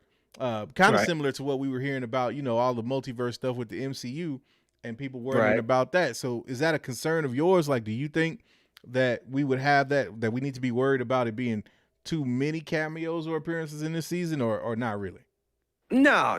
Honestly, I think The Mandalorian is kind of like the perfect show to do as many cameos as possible, but to where it would make sense. I mean, Mandalorians are, damn near an extinct race. And so you got this one going around trying to find him. It's going to lead him to many different places. So who knows who he could run into? You know what I'm saying? Right. It's a small galaxy. The way that they travel around and everything, how we say it's a small town, it's damn near a small galaxy. You go to one planet and find somebody else that you met on 3 planets back. So no, I think the Mandalorian and his nomadic features that they have, is perfect for that. It's not like a movie. Yeah. You know what I'm saying? It's not like a movie where we're getting 6 different characters and, how is this going to play in? And if it's a good movie, if they know what they're doing, it's only like, I won't say cameo, but their roles are dumbed down. You know what I mean? Like if we had a movie where we'll say Bruce Banner is in it, but he doesn't ever turn into the Hulk. It's because it's not his movie. You know what I'm saying? Like stuff like that in movies, fine. But in TV shows, shoot. The more cameos, the better. Yeah. As many characters as anybody can probably pop into the 2-way to show up. If they even got 2 minutes. That's it, right? Dope. I feel you. Yeah, I feel you. Dope. So, I think the Disney Plus space is safe for that. I just don't want to see that in episode 10. Right. Yeah. See, you know what I'm saying? I don't want to see that. Yeah, we don't need an Avengers Assemble moment in episode 10 or something like that. No, we don't. No. Well, And side note, do you really think, just real quick, do you think there'll ever be an episode 10? After watching episode 9 and thinking about it, I almost feel like they shouldn't even come up with episodes anymore. They need to come up with something else to name them, because just as how horribly they ended it. Like, I don't even want to see an episode 10. I don't want to see an episode 10 at all, to be completely honest, because episode 10 now has to consist of, why in the hell is she saying that she's a Skywalker, and possibly could we trust her? She done buried the other lightsabers, and now she got her own lightsaber. Who's to say that the Palpatine blood ain't going further? The apple didn't fall from the. This is the questions now go off of Star Wars. Yeah. And when what I'm saying, it's not Star Wars lore anymore. I'm not asking about what's going on with Yoda and Mace Windu and all these type of people coming back and blah blah blah. I'm asking, what's up with this chick? Right. And it's not important. It's really not important when it comes down to it. I want to know what they're going to do with the two lightsabers that she buried. I want to know what's going on with my man Lando. And he was talking to the other chick at the end of the movie, and she was like, because she's supposed to be another little refugee like Finn was. Yeah, Jenna. And Jenna. He's like, well, maybe we should find out who you are. Like, those types of characters right now, I want to see what's going on. I don't really care too much about Rey Palpatine. I'm not calling her. And I think I remember hearing you rant about this a while ago, and you were like, I'm not calling her Skywalker. I'll call her Palpatine. And I totally agree with that. Like, the lie detector test determined that was a lie. That was a lie. And we are not the father of this. No, no. When I was like, why is this not of baby Rey? It was determined that you are not the boy. Look, don't even get me started. So my man Luke, he had to dance like a motherfucker, right? Just in there jigging like a motherfucker, right? Flexing. I'm telling you. Flexing. But that's so for me, man. Like, I wouldn't necessarily mind them to go back and do an episode 10 necessarily, but here's I'm gonna lay out my ultimate fanboy wish for y'all. And if you've been rocking Fanboyega, Fanboyega, if you've been following the channel and been following this Mando talk for a while, you would know that I was on this tip months ago. And if ever this comes to be true, I'm gonna have Josh and Chet cue it up, because he heard it here first. This is my fanboy wish on how you bring Mandalorian and the bullshit of the sequel trilogy together. Right? This is how you do this. With prequel lore. No, not prequel lore can work with it too, but here's what you do. Go ahead. You let people know, whether it's in the next movie or whatever, that at the end of the Rise of Skywalker, Rey was pregnant. Now that's not my original idea. That's Josh. But here's how we explain that. So if you watch the end of the Rise of Skywalker, there's an argument that can be made that Ben Solo basically mourned twice. That when Rey died, that was one thing. But then when he put his hand on her womb, he realized, oh shit, I can't let her die, because she's carrying these twins that are of the Force. Okay. The same way that Anakin was created, she is now the vessel, and not limiting her to a vessel. So my SJW people don't freak out, but that she is now she's now carrying these twins. One is light side, one is dark side. Right. And so you got these two opposing forces, but that ain't it, y'all. That ain't it. So then what happens is these kids grow up thinking they're Skywalkers, the whole nine. And there's an evil that they have to face that comes back from the unknown regions. Like this has been gone for a while, off the scene, and they've got to try to put their differences aside to defeat none other than evil Baby Yoda. I want to see Baby Yoda turn evil and go dark side, but not like Sith dark side. I want Baby Yoda to find some kind of a A balance. like an epiphany that light side, dark side doesn't matter. It's all about power and control of the Force, and that he decides that he's done with. He doesn't want Jedi teaching. He doesn't want Sith teaching. And he's been out in unknown regions and found out some shit, and he's like on some almost like not anti-hero, but like almost extremist type. Like there is something coming that nobody knows about, and the only way we gonna do this or be able to stand a chance is if there's one Force wielder who's got the power of everybody. So he's walking around, just basically taking on anybody with Force sensitivity and either wiping that power out, absorbing that power through the Force, or channeling that power through the Force, something like that. And you have Rey's babies got to face off with this dude, but then ultimately they have to do kind of a team up type deal, because whatever it is out there in the unknown regions that is coming is that damn serious, like on some threatening the very existence, because we've already seen the galaxy in peril. We already know what that's like. We've seen those stakes. So you've got to basically threaten the existence of the Force and the universe itself, and that they've got to fight for that they are essentially fighting for. And it could be, and you could do it from a meta perspective and say, you know what? Yeah. Nah, we fighting for what this really is about from the jump. Like, this is bigger than Jedi and Sith. This is bigger than just, these people having little galaxy disputes and shit. This is about, our universe, our Star Wars universe, our love for this universe, period. And we got to come together and fight that shit. Now, you'd have to build that up over, like, I don't know how many movies and how many series or whatever. But if you want to tie the two together and you want to do it, that to me would be like a holy oh shit, because you get the reveal of Baby Yoda being evil. You know what and Lord Vito, I'm not on drugs, but this purple drink is kicking in. Hey, you see the bar. Y'all see know the what bar. it is. The purple drink is kicking in. But it takes us on trips on now, the mind trips. Neil Taylor, I'll acknowledge that too real quick. He says, reverse that and you've got something. I'm with you on that. I can definitely see it going the other way around and it being the twins are evil and Baby Yoda has to slay them.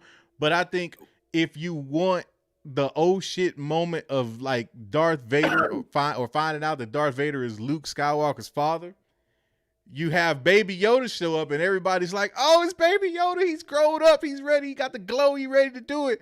And he just turned and like lightsaber or force choke the shit out of somebody. It's like, you want to talk about people losing their motherfucking mind? Let this little cute, innocent baby turn into like a universal terror. Tell me that shit wouldn't be thrown. See my man Lord Vito in this says, Romy Wan Kenobi, you pass me whatever you smoking because you're really high to come up with that Kathleen Kennedy-like script. No, no, man, I don't see that. That's not no Kathleen Kennedy-like script. And actually, I'll do you one, to me, I think a little better. Okay. I agree with the twins. Okay, let her be pregnant and all that stuff. Because that'll explain the two lightsabers easy. Yes, bingo. She keeps it from them until, like you said, this threat comes. Right. But instead of it being an evil Baby Yoda, I say we bring back. I'm not gonna go in that kind of speculation. We bring back some other kind of evil, even if it's new. But Baby Yoda now at this point is grown. And we kind of redo and pay the homage back to when Luke Skywalker met up with Yoda and he had to get trained. Yoda's old enough to be trained because we already know, they age differently or whatever. So he can be younger, as old or whatever.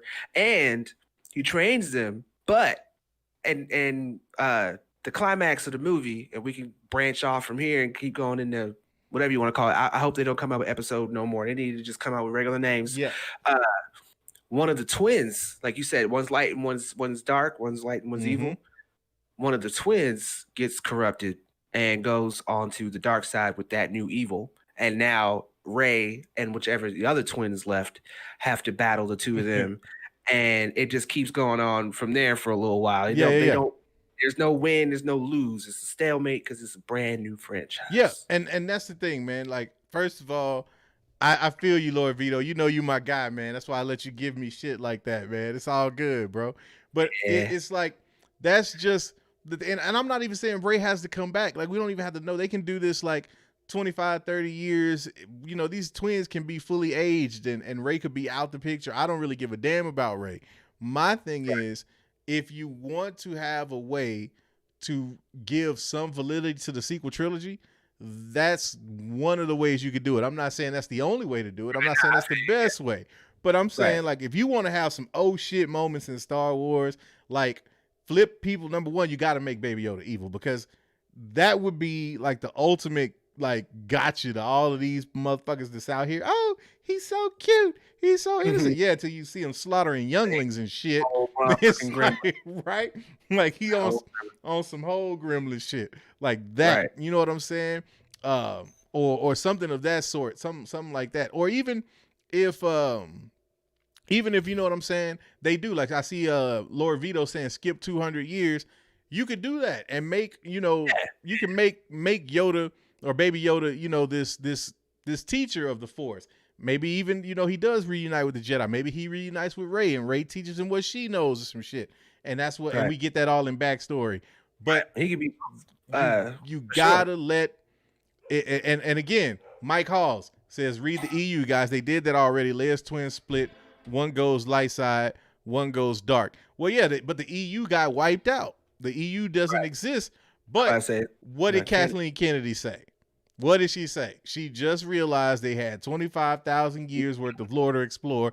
There are elements of the EU that they're borrowing and putting into this new canon. So why the hell couldn't you make Leia's or make Rey's twins, the Jason and I can't think of the other one, make them those twins in this universe? You know what I'm saying? Like it's very it's something that can be done. And again, it wouldn't necessarily, I get it, it's not for everybody, and I'm not saying that there's not a better idea and nothing like that, but I'm just like, if you really want to, I'm always the one that like to come in and oh shit the show.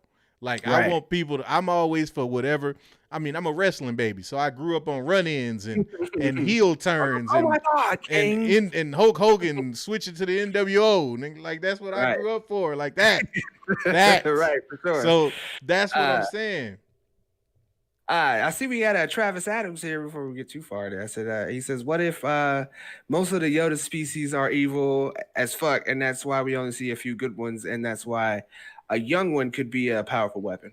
Yeah, that would, and again, that would be dope too if you find out that like his whole species is just like dark side, and that you know, maybe him, Yoda, and Yaddle were the only ones that were able to break through to the light. I could definitely, I'd be with something like that.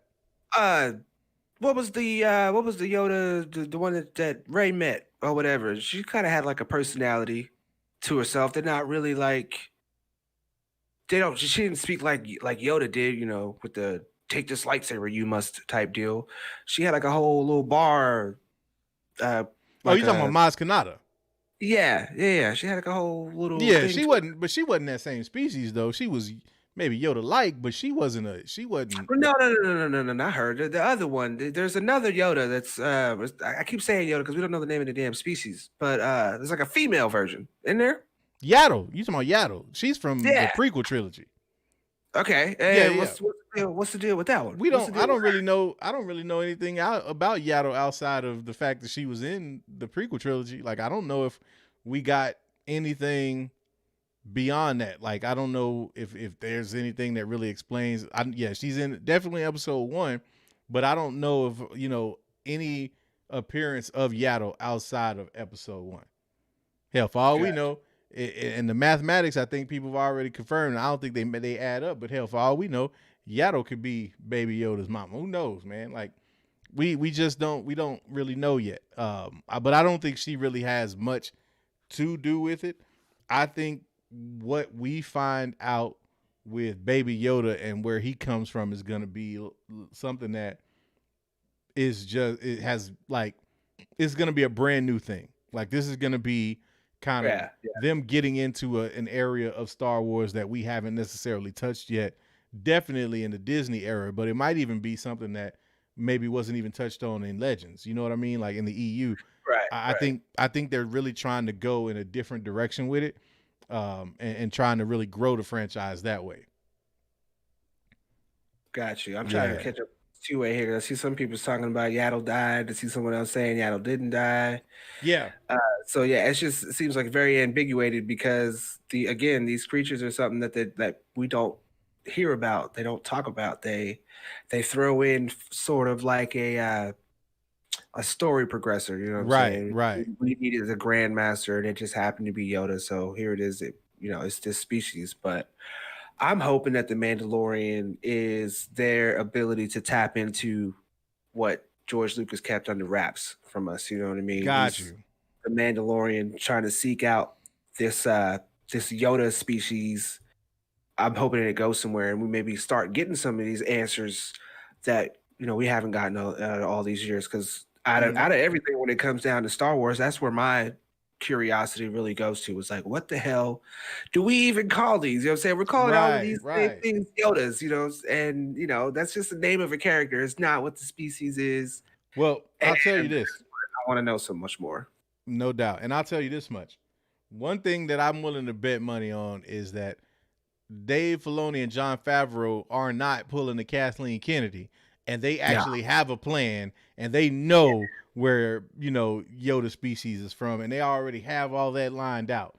You know what I'm saying? I don't think we're gonna have to worry about realizing by season 3 or 4 of the Mandalorian that they don't have a fucking clue who this little dude is. Like, they got that planned out. So seeing where that goes, I think ultimately is kind of what keeps the normies intrigued. And for us, it's more about how is that, we definitely want to know the same thing, but we also want to know how it connects to the larger story and what this is going to mean for Star Wars in the future. And that's the part for me that I'm so geeked, and what gets me geeked about watching The Mandalorian is, like, I feel like every episode is a breadcrumb leading us to the future of Star Wars. And it's like every time you do, or every time you see something, you get a little bit more of a nugget. And so I just hope that like continues, and that ultimately at some point, it doesn't have to be in season 2, but that at some point we start to bridge that gap between where we are now in the story and where we are with where we ended up with the sequel trilogy. Yeah, most definitely. Because it's about time that they start actually working on the Star Wars story and stop trying to. I don't know what the hell they're trying to do. I'm not even going to try to sit here and find an excuse, a word, an explanation, a phrase. I just stop doing whatever the fuck they was doing before, and start doing a little more what Filoni and Favreau's doing, because exactly. I don't know. I don't know. I mean, it just made me. You know what?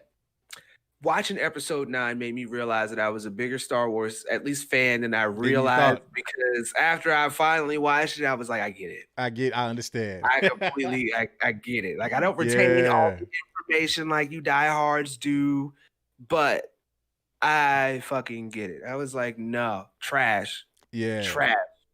Complete trash, man. Yeah, even down to the little heart wrenching areas. I mean, and they kept doing the back and forth too much. Yeah, that's it. Too much. You can't give me steaks and then wipe the steaks off the table like they don't fucking matter in 5 minutes. Like, that's just, it's not a restaurant. It's not a restaurant. Yeah, you give us steaks once. That's it. Okay, I'm not gonna keep reordering these steaks. Same. Yeah. How good you think this is? Mm-hmm. No. Exactly. No, give us something else on the menu, man. Get some chicken, okay? Throw some ramen noodles in there if you have to. I don't care, but nah, complete trash, man. I almost had a New Mutants thing. Luckily, but for me, I was in the house. So I got you. Easily watch that off by going and doing something else. But I think as soon as I was done watching it, I think I texted you. I was like, you were like, yeah, I saw that shit. It's not it. It's not it. And I'm super late to the party as far as watching it, but I don't know. Even when it came out, something was like, you don't need to see this movie right now. There's gonna come a point in time where you're gonna need to watch it, and it'll serve you then. Yeah. And totally, it was this time. And I see we got Freeman Cooper here. Mm-hmm. So imagine if with the $5 two-way, thank you. He said, imagine if Gideon is Palpatine's secret apprentice. See, I really hope not, and the reason I say that is because I agree. It's like, again, that would just be another wasted opportunity in the sequel trilogy. You know what I mean? Like, I don't want to know that Palpatine had this secret dark saber wielding apprentice that had no impact on what we got in episode 7, 8, and 9. Like, I think it'd be a dope idea, but just the fact that we already got 7, 8, and 9, and we know how that story ends up, and he is nowhere to be seen in that or mentioned in that whatsoever. Like, it would have been dope if maybe he was somebody that was helping to build or eventually helped to build the First Order, or if he was out there in the unknown regions, like helping to build that Sith fleet from the Final Order or whatever they would call. Like, that would be dope. But like, nah, man. Like, I almost wish, like you said, man, they could just leapfrog the sequel trilogy and be like, all right, fuck all that. We good. Let's get to it. Right. But, well, I'd say with that, we should take it into some conversation and some man. Can you get out my head, please? I was just about to cue the music for the people, man, to get conversation and libation coming right at you, man. Because conversation libation. My man Libas, boy. I swear we be in sync, bro. Hey, totally, man. We need to clone. We need to get on this cloning thing with Josh, and maybe get us like one of these synchronized swimming teams for the Olympics or something. Like, I think we could wreck that, man. Like, we already be on it. Oh yeah, for sure. whole synchronized team right there. Yeah, we win that. The Nerd Avenger Olympics, we totally win that. No doubt. Now, the first question I want to get into, I saw it from Star Wars Talk Show, asked about tonight's runtime and wanted to know, do we expect another 52-minute episode, or will we go back to the shorter episodes? I sure hope we get 52 minutes again tonight. I hope that's the standard for this season. What do you think? Well, it was a total of actual 49 minutes. Yeah. I would say, because the 4 minutes was credit. I don't see how you have 4 minutes worth of credits. What the fuck they was doing. But no, I actually would say it's going to be shorter. I see us getting about a total runtime of like 48 minutes. Okay. I would be cool with 48. Just stay 48, yeah. Closer to 50, not 30. That's all I'm asking for. Closer to 50, far away from 30. Right. Most definitely. I mean, you done brought it back. Everybody's big fans of it. Don't go back. I see we got Brian K in the two-way says 40 minutes. I got Leland Scoggin says I bet 22 to 30 minutes. Man, I sure hope not. I think it'll be case by case, episode by episode. I just think some of them, and that's what's gonna suck, man. I mean, you come in with these 54-minute episodes, and then you dumb it down to 20, 25. Yeah, you can't do that, man. I don't see it being less than 30 minutes. What was the shortest episode that we got from season 1? I think the season 1, the shortest one was like 32, 35 minutes. Yeah, I think something like that. Mm-hmm. Yeah, and that's to me just too short. So like I need for a show like this, we need at least 45 minutes of actual content. Like strip the credits and the intro and all that. The actual episode needs to be at least 45 minutes, in my opinion. Yeah. I say it'll probably be around 42 minutes on a regular, because the first season was more of a tad bit of a test, plus a tad bit of, if this really does pass and pan out, we can give you more season 2. Yeah. So I think a longer episode where we got a 52-minute episode, I think it's a trend that they'll keep close to, because I don't think they expected Baby Yoda to hit as hard as they did. Yeah. And you already see in episode 1, they milking the hell out of him. Oh yeah. I mean, even if he's just a still shot, he's just looking on at something when they blew up the dragon or whatever the first time, and he's just looking on. I mean, when he ended up inside of the urn, dude, Well, that was the whole thing, man. Like, I tell you, it's so funny because like I watched it last week, the premiere at like 2:00 in the morning, like all the other hardcores. But then I think 2 or 3 days later, I watched it with my family, and that's pretty much all they gave a damn about. Like, they didn't care about Boba Fett. They didn't care about none of that. It was every time Baby Yoda was on the screen, oh, he's just so cute. He's so cute. And I'm sitting there like, but you're missing pick these clues up, man. This is why I made y'all watch these videos before we started watching this shit. Like, I was trying to get them, man. But that's how they roll. But real quick, I'm gonna address this real fast for Den Jarin in the chat. Why you always lying? 52 minutes, man. Sit your ass down in the corner somewhere. We love you though. We love you. We see you, Nerve Engine, out there. Keep doing your thing, man. Right. You can bring them in warm or you can bring them in cold. Don't make me no never mind, my dude. Keep grinding. Right. Where he's going with that, you need to take that J out because then daring us to say something. We need to say it, you know what I'm saying? We need to say it. And Darren over there. Right. Oh, man. Let me see, though. What else we got in the two-way, man? What's good, y'all? Yeah, man. What's going on with y'all tonight? I know everybody's excited for Mando, but this is November. And hopefully pretty soon after Mando, we'll be getting that WandaVision. Oh, tell them about it. Yeah. What I've been hearing and keeping my ears to the streets, there's certain things that say we could possibly still get that this year in December. Okay. Hey, man, look. If we get WandaVision in December, man, then maybe this final leg of 2020 won't be so bad. Maybe it won't be maybe we get a little bit of sunlight, a little bit of daylight before. I'm holding my comments until certain things are finally But hey, man, this just in. They are still counting. Ain't they? They still count. Boy, look, it's funny though. I was talking I was doing my weekly Nerve Engine earlier this afternoon and talking to somebody, and I was like, I don't know why we expected anything different. This counting has dragged on just like this whole fucking year has dragged on. Exactly. Like this is just a microcosm of 2020. Like this is basically what the hell this whole year done been like. Yep. So it's trying to stretch itself out. Yeah, man. Out. Yeah. It's it's like that old skit on the on that Lil Jon CD back in the day where he's trying to hang up the phone. It's like that's what this election is like. It's like you got one person trying to hang the phone up, and he just, I'm gonna holler at you though. I'm gonna tell you, all right, man. I'm gonna talk to you tomorrow. Yeah, man, because I was telling my wife, and I'm saying, he's like, damn, get off the motherfucking phone. Bye. Like, just, I'm done. Like, here, I'm tired of this shit, man. Most definitely. Most definitely. I see some people here, they're not too hyped about it. They got MM says I love the MCU, but WandaVision looked dumb to me. Nah, man, you got it. Y'all not seeing the vision. Right. Pun exactly. intended. Right, all the way around. You're not seeing it, man. Like I'm telling you, WandaVision gonna fuck some people up.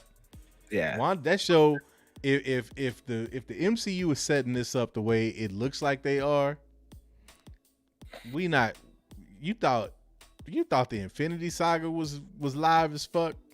Right. No, yeah, man. Like I keep saying it, man. Y'all underestimating Feige, man. Yep. He know what he's doing. Respect on his name, man. You know what he's doing. He went around and he put all the most popular IPs that were out in that kind of sitcom world together, all the way back from the 30s, the 50s, down to Roseanne. I mean, I don't know how she even made it to the cut. Can't stand that show. Look, man. Look, you look. We can do a whole After Dark or even an afternoon episode on overrated sitcoms and put Roseanne right at the top. I don't even want to put Roseanne in that list because I don't want to give it any kind of credit or even acknowledgement. It's not how much I could not stand Roseanne. I used to watch it too, like low key. I did used to watch it, but it wasn't like it was one of those things where it was like, how do I explain this? You can't. You know how? Yes, you can. Yes, you can. Because you ever watch, like, for my sports fans, you ever watch a bum ass basketball game and you sit there like waiting for it to get better, and by the time like the clock hits 0-0, you realize that was 48 minutes of wasted fucking time? That's how I felt watching Roseanne. It was like I kept watching it going, at some point this is gonna get funny. At some point something's gotta happen that makes me go, this is why I watched it. Never happened. I think the craziest shit that happened on Roseanne was when they brought it back and she had OD'd. Like, I'm like, oh, dang, they wasn't playing. They just like straight up, like, and I don't even know if she really OD'd, if she went to rehab or whatever happened to her. But that was wild. Like, I'm like, boy, they said the show goes on. Yeah, I know. You're talking about why they made the show but didn't have Roseanne. Yeah, didn't have her back. That's what I'm saying. Like, did she her character in the story didn't? No. Okay. So shoot, man, there was something that actually came out that year about Roseanne, and I want to say she made a remark. No, I get that part. Yeah, no, I know that. I'm saying Yeah, like, but in the context, yeah, I'm saying in the context of the actual story though. Like, I think they basically, I don't know if she went to jail or if she went, like, somebody help me out. I know we got some Roseanne fans out there. Like, did they kill her off or what happened? What exactly happened with her? Because all I know is that to me was the most interesting shit. Like, I watched it because I was like, I want to know how the hell they just gonna write the main character of a show out, and like, this ain't like, you know, Pops from Good Times getting killed off. Damn. What's to say? Yeah, she died of an overdose. Yeah, that's what I'm saying. Like, that's crazy. Like, they just OD'd that chick out of her own show and was like, we gonna keep this thing rolling. Hey, I ain't gonna front. When all that stuff came out about them bringing the show back, and she was being completely, I think that's what it was. She was completely arrogant. Yeah. About the fact that they brought her back, and there was some racy things that were being said. And I'm so glad to me that she got her up. And I don't know if Roseanne, like the TV character, is any kind of testament to how she is in real life. All I know is I cannot stand the show. I cannot stand the character. I felt sorry for John Goodman for even having to be in it. I felt like they could have used all that time that they put in the Roseanne show. They should have made a motherfucking Flintstone show and made. Could have. They should have did that, and John Goodman could have been in the lead and go with it that way. That Roseanne to me was a wasted. I don't know how many years it was on. I don't care. Yeah, I want a Mandela effect Roseanne. And hey, man, look, it's a lot of shows like that I just wish we could take back. And I tell you, one of mine just off the top. Dinosaurs. You said should have came back. Yeah. Oh yeah, you did. I thought you was finna tell me dinosaurs should have never started in the first place. Oh no, boy! I was about to say we finna take this off the air right now because I'm about to say a whole lot of things I can't say on air. Boy, you finna look. He said he about to go from Boba Fett to Bumberclot. Bumberclot, Rustclot. What you talking about, boy? It didn't make no sense, boy. You want to romp with me over the dinosaur, boy? You not going no it's gonna say. Look, see, you gonna get me started. Oh hey, yeah, man. I got family out that way. So. Yeah, that's what's up. That's what's up. Look. Already. Yeah. But that was dinosaurs was dope, man. Dinosaurs was dope. Oh yeah. Most definitely. Man. Not the mama. Oh. Not the mama. Man, I see you, Vito. Boy, you out there. Right. Wilding, boy. What are you talking about, man? What are you on tonight? Vito be wilding, man. Look, Vito need his own little reality show, man. It seemed like Vito. You just need to. You don't even gotta write nothing. Just have a camera follow Vito for like 24 hours. That's a season worth of shit. Right. I'm about to say that totally is. That's a season worth of shit. Hey, he's totally pulling that. He's totally pulling that off. Oh man.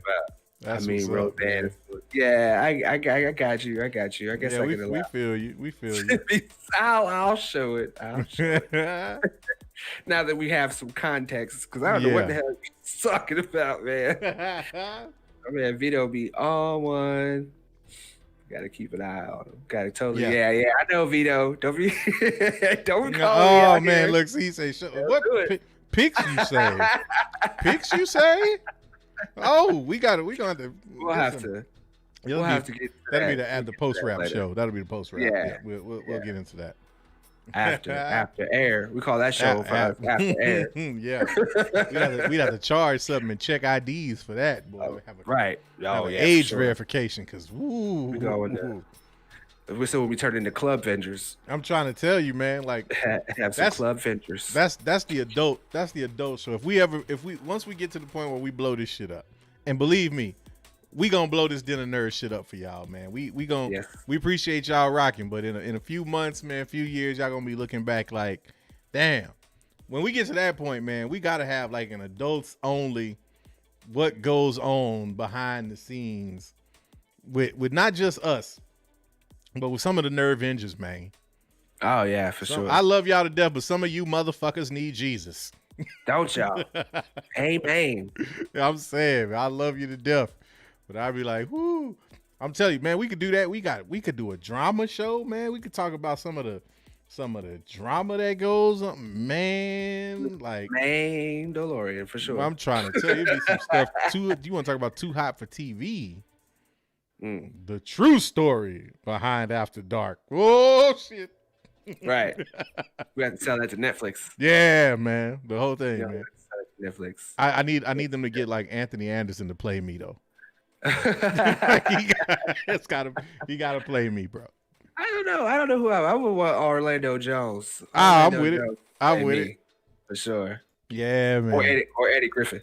I see Eddie Griffin a whole lot more than I do Orlando. Eddie Griffin all day. Yes. Sure. Yes. Who plays Josh? That is a good one. Who would play Josh? I don't know. Would it be too much? Oh, you know what? And you know what? We need to slim him down though. And this might be off the wall, but I see Vincent D'Onofrio. He can totally kind of play Josh. Just get him the glasses and the goatee. I can totally see him doing it. Oh man. Totally see him doing it. Like just oh my god, like have one of them scenes like where Josh is yelling at us like he does when we fuck up and just have him lose his shit. Like, what the fuck is going on with Alan Lovers, you stupid? Like, I can totally see that. Just oh man. Beautiful shit. But, it would be real life, it would probably be Jason Biggs. Yeah. Okay. Yeah. It would be Jason Biggs. Sure.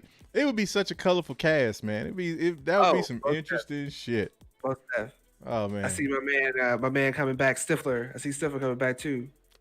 What's up? Hey man, we'd have to. So though, we'd have to pay some high dollar for a couple of cameos because there's a couple motherfuckers be in there for like maybe 1 or 2 episodes. Yeah, it'd be like 1 or 2 episodes because they get written out real fast. Yeah, no, we can't be paying all that. No, oh yeah, but that's the whole thing, man. Because I mean, you got to tell the whole story. So if we gonna go there, we'd have to tell the whole story. Like, I want it to be like that Lifetime movie type shit, like where you like.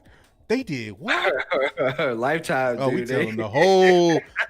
So you wasn't catching me when I said the whole story. Oh yeah, I know. We gonna write them in for a quick cameo. They gonna come in and do an appearance. Look, yeah, I might even be down with a self portrayal on those two because you gotta get that exactly right. I was about to say you say Lifetime, but I gotta star it as me. Totally. Lavish Blackman. Ain't nobody else doing that for me. Oh yeah. No, but then Lifetime is known for fucking over like movies. Everybody. Oh my god. Like that Saved by the Bell joint was horrible. That Aaliyah joint we shouldn't even speak of anymore. Bro. Did they try to do Whitney Houston too? I think they did. They tried. They tried so hard. They tried hard. I don't know if they did it. But yeah. Real quick, Kendall Davis. Yep. Yeah. We do have the 3 a.m. stream tonight. So we probably going to go, what you say, about another 5 or 10 here before we ride out on these boys? Yeah. I say we go about another 10 minutes. We can go to 10 minutes. Cool. So we'll take them down to 10:30. I see my man Jonathan Velasquez said we need a gender swap Josh, though. We already got that with Grace, man. There you go. Totally already got that. That's why he reps her up so much. I'm trying to tell you, man. You don't realize it, though. That's what it is. Like my queen. My queen. She's your queen. Queen to be. She'll play Josh forever. I can totally see it. Man. Oh, dude. Man, all day. We do this too much. Too much, man. We sure appreciate y'all hanging with us, though, man. Let me just say that. Most definitely. Riding with us another week, man. How many of y'all coming back to 3 a.m. to catch a stream? Let's get them. Let's get them heart emojis, them Josh heart emojis if you're gonna be back at 3 a.m. Right. My man's sleeping right now, trying to get his beauty rest in so he don't look so bad when he get up on stream. But you know what, man? I see my man on Halloween. He had that robe and he had the Iron Nerd. Mm-hmm. That's gone. He should just come back. He should just come back on the 3 a.m. in the same robe, but just wear like a wizard hat or a nightcap. He just needs to have something like that. on his head this time. He don't need to. That's what's up for real, man. For real. Maybe come and see. That's the most casual I ever seen Josh is when he's doing the watch parties. Oh yeah. I mean, like he about to just either he about to jump down the chimney and go to sleep at somebody else's house, or he just about to go straight to bed, like just walk off screen to bed. Oh yeah, that's it. That's what he be looking like. I don't know if Josh want me to really tell people this, but Josh's bed is actually under the Nerve Engine's desk. Like, oh yeah, that man is on it. He like, I wouldn't go fucking sleep. I ain't got time for this shit. Got news to hit. He be getting on us too. For real.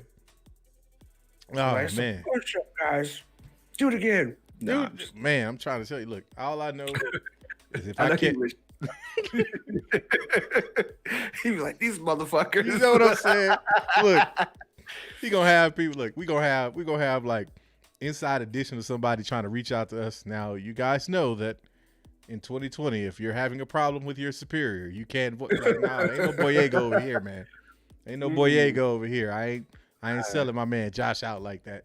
What happens at the Nerve Engine Tower stays in the Nerve Engine Tower. I don't care how bruised and bloody I am after it's over with. Right. Exactly. Man. To let y'all know. I see all these lightsabers in there. I see y'all. Yeah, man.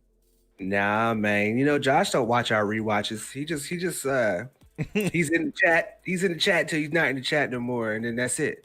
No, man. Josh don't have to look at it. He just looks at the algorithm and looks at the data. And exactly. Tell us what the hell we were talking about just based on the numbers and what. Clearly, y'all ventured off of Mandalorian at the 37-minute mark because your viewership dropped. Like, Josh be on that shit, man. He do, right? He be going into the whole YouTube matrix. Yeah, man. Coming out with the scale and everything. I'm telling you, Josh wake up in the middle of the night thinking of ways to get that algorithm, boy. He be like, I got it. Dr. Josh Strange over there. Yeah. That's what people be. Josh be talking about his morning meditation. All he doing is sitting there trying to figure out all the possible futures so he can know the next move. Right. Yeah. He don't hear music or actual enlightenment words in the background. It's today's algorithm says that you are projected to hit about a 5% increase today, thanks to After Dark last night. It's like.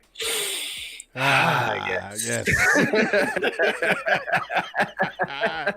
Hell yeah. 5%. Hell yeah. I feel a 5% increase in my karma today. That's it.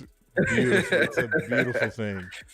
Yes, I'm going to increase my dogma output so I can feed into the algorithm.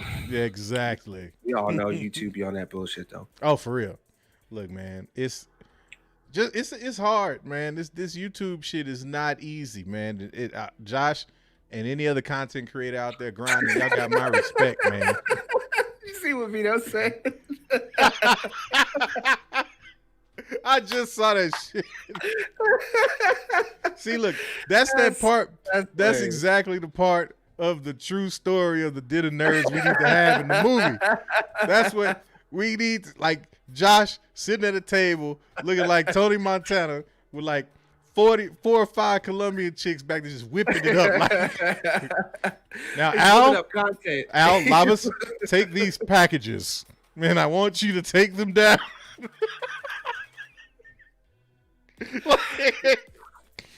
People start to catch on, man. They're gonna realize it's like, yeah, man.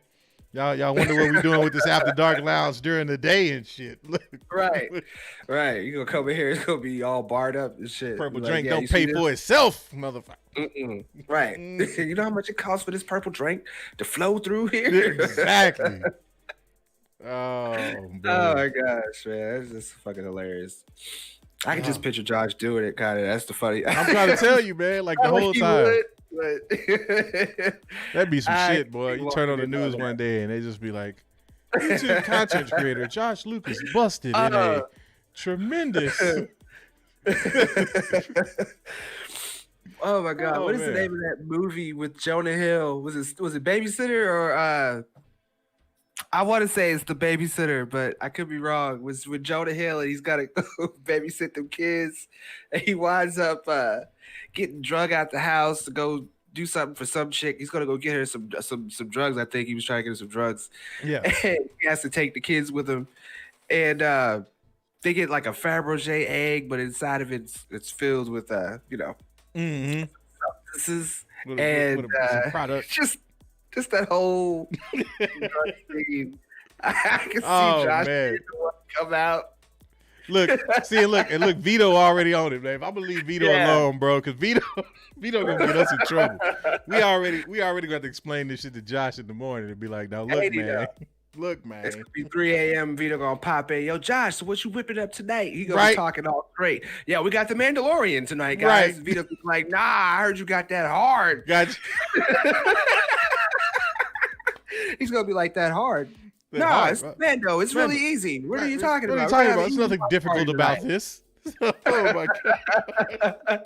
We gonna see this in the chat. Bro, it's gonna be so. The hell were you guys talking about? Right, like Josh is gonna hit us up at 2 in the morning, guys. I've got the feds on the line here. Mind telling me what the hell happened on After Dark last night? Right. Shoot. Gotta go, Josh. Bye bye. I see you see it. JT, right? Yeah, JT. Facts. Big facts, JT. For sure. Yeah, we can let that one in. Some of y'all wilding. INJB influence. Yeah, we see you. There's no. I don't know what you're talking about. Ain't nothing but some nerd vengers up here, man. Right. Exactly. We nerd venging. We doing what we do. Cover you nerd vengers. Yeah, real soon. Oh man. That's another one. Caught me out trying to ice skate up here a little earlier in the right. Some motherfuckers, they always try to ice skate up here. Woo! Yeah, but you know what though? You know what I find funny? So it totally flagged that one. But right. It came through with cocaine as a hell of a drug. Right. They didn't say nothing. It was like, let that go. Let that go. Yeah. We too stoned. I'm telling you, YouTube be telling on itself, man. Like if you pay attention, YouTube be snitching. They be telling on themselves. You know why though? Because that's a suburban suburban substance. That's it. We allow that. Mm-hmm. We allow suburban substances to be mentioned. Yeah, you know how it goes. Yeah, 100. The community is perfect how it is. Yes, it is. It is, man. We got a lovely, eclectic group of nerd vengers, man, and I could not be happier with the way it goes down these days. Cause man, it's you gotta have a safe space, and we try to make this the safe space. You know what I'm saying? Right. He said Star Wars talk show. He said I'm glad there's not 1,000 messages coming through and can't read that shit. Hey, one day though, that's always a good sign. Always a good sign. Exactly. Hey, look, you might like it, but I don't. I'm trying to get this month, so I can't catch up.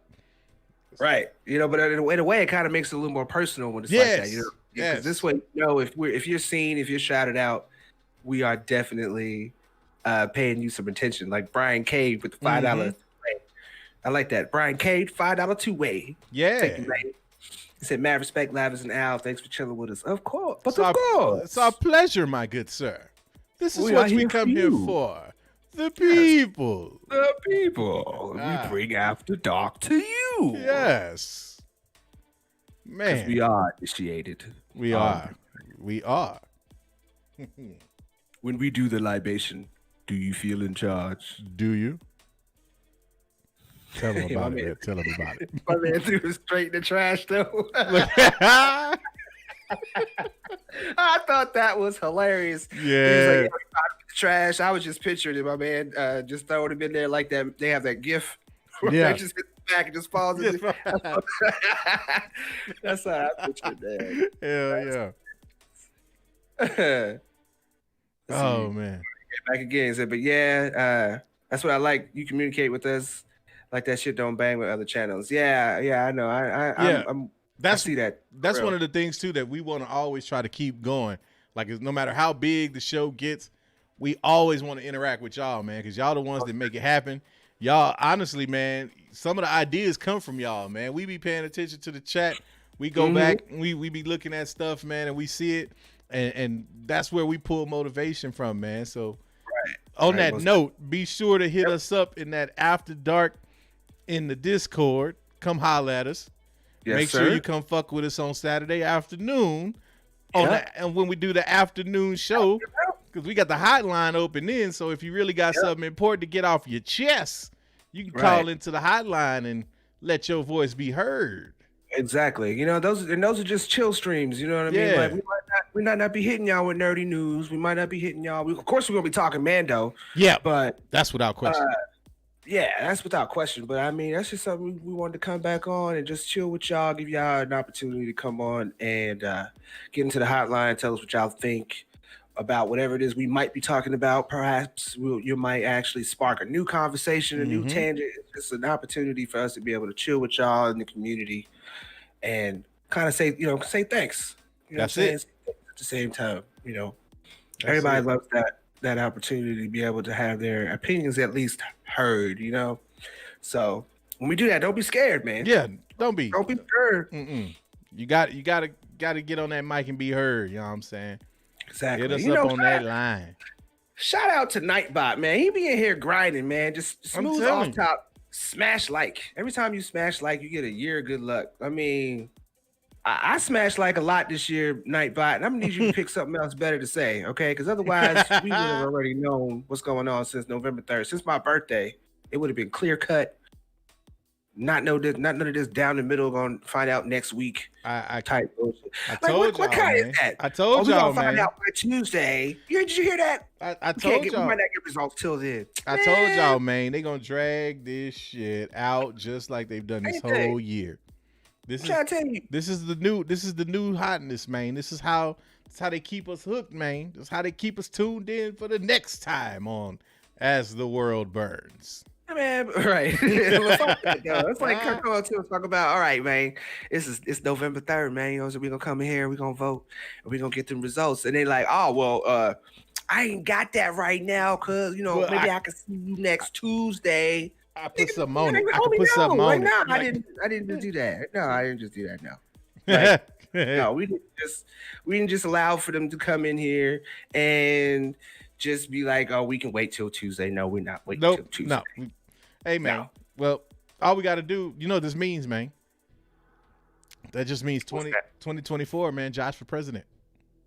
Exactly. Or you know what? Better yet, because Josh going to be busy. Ken. We're going to get Ken. Oh, yeah, you're right. How am I going to forget about Ken?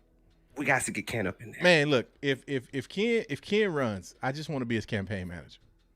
Kanye West. I want to be Bernie Mac from Head of State, just walking around slapping the shit out of people. Oh yeah. That's all I want.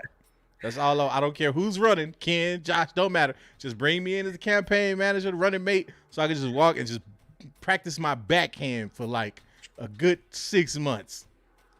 I want to slap the color off some mother. Most definitely. But I see a good point in here. This just means that we got 3.5 hours left, man. So you know what? On that note, I will say, go get your naps, but you ain't got to go home. You got to get the hell up out of here.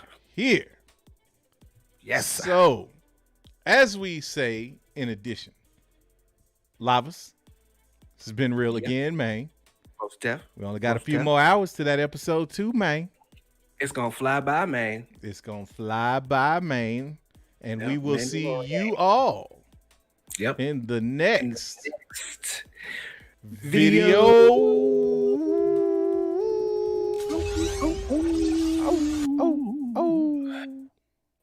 Is it a full night? Is it a full moon again? Oh yeah, man. It seems like it's always a full moon, every night we do the show. Man, I feel like we're gonna have that full moon till like Tuesday. Yeah, we probably will, man. Maybe we should go talk to the sun and tell it it needs to stop. It needs to stop with all this moon stuff. I would agree with you, but I think what we really need to be doing is figuring out what the fuck we're gonna explain to Josh after he see the stream in the morning. I say we blame it on the purple drink. Blame it on the drink. Okay. Right. Yeah, man. I think I don't know if I don't know if he's gonna be too keen on Vito giving away his secrets. You know what? I'm actually surprised Vito's even still in the community after afternoon when he was triggering Josh. He was super triggering, right? But I mean, maybe Maybe Josh has a soft spot for Vito. Yeah, maybe because maybe- it's Lord Vito, so it kind of makes him think Star Wars, which kind of. Or maybe Vito's the plug. You know what? There's a great possibility that Vito could be the plug. Hey, you know, man, 2 + 2 I be equals seeing 4 these every little- time you add it up. yeah. That makes a whole new sense. That makes a whole new I'm just edge saying, on a whole lot of things. We did come up on this tower real fast though, if you think about it. Yeah, that was a hell of a come up too. It was almost Right, overnight. that's what I'm saying. And then that fleet, we got the whole fleet of like Yeah. X-wings and shit, man. Yeah, Like, think about it. And he got that serum he developing. I know we ain't selling that many fanny packs. you think he's a pimp venture or a drug venture? I think Josh is an entrepreneur venture. He's an entrepreneur venture. Entrepreneur, that's what he did. Yeah, man. I think Josh might dabble in all of it. Man, I'm trying to tell you, I'm trying to figure out that code. We're gonna get into the office one day. We're gonna find all this out. Well, look, we gonna definitely do that. But what are we gonna tell him in the morning? Like, how do we spin this? What do we You tell know him? what? I'm gonna tell him the same thing that I told Burke the Nerd. Multiverse. Bingo. It's the only explanation, man. Damn, that you're a fucking genius, man. Multiverse. Multiverse. That wasn't Lavis and Al on After Dark. No. No. That was Valis and La. Exactly. There you go. I don't even know who that was. Yeah, Like that's the whole thing. Saval and La. Or... Yeah, there you go. It was one of them. two other motherfuckers other than us. Exactly. You know me. I'll give him that look and just be like, "Now, Josh, you know that would never be me." He gotta believe that, right? He gonna go for it, right? And just ask him if he wants some pancakes. There you go. And if all else fails, we kidnap Chet. Yeah, for sure. Because Josh can't function. Josh can't function when the stream ain't working. No, not at all. That's too much for one person to do by themselves. We take Chet, hold Chet for ransom, and then that'll get the heat off us for a little bit. Yeah. Or you know what? I'm gonna look for some place to hide him right now. Yeah, do that. You do that, and I'm gonna go mess around with this combination lock again because I'm like you. I want to know what's in that office. We gonna get in there. Like swimwear. Oh yeah. Matter of fact, hold on. Look out that window. Is that? Look down. Look over the balcony. Is that Vito right there? Is Vito pulling up? Shit. Ain't this a bitch? Ain't this about a? Oh. Hey. Hey. Why he look like Sinbad though? Oh. Sailor. Oh, not the Seven Seas. He got. Man, who do you think he is? I don't know, man. But is that Chinchilla? Hey, it look nice from here. So it It might does. be. Oh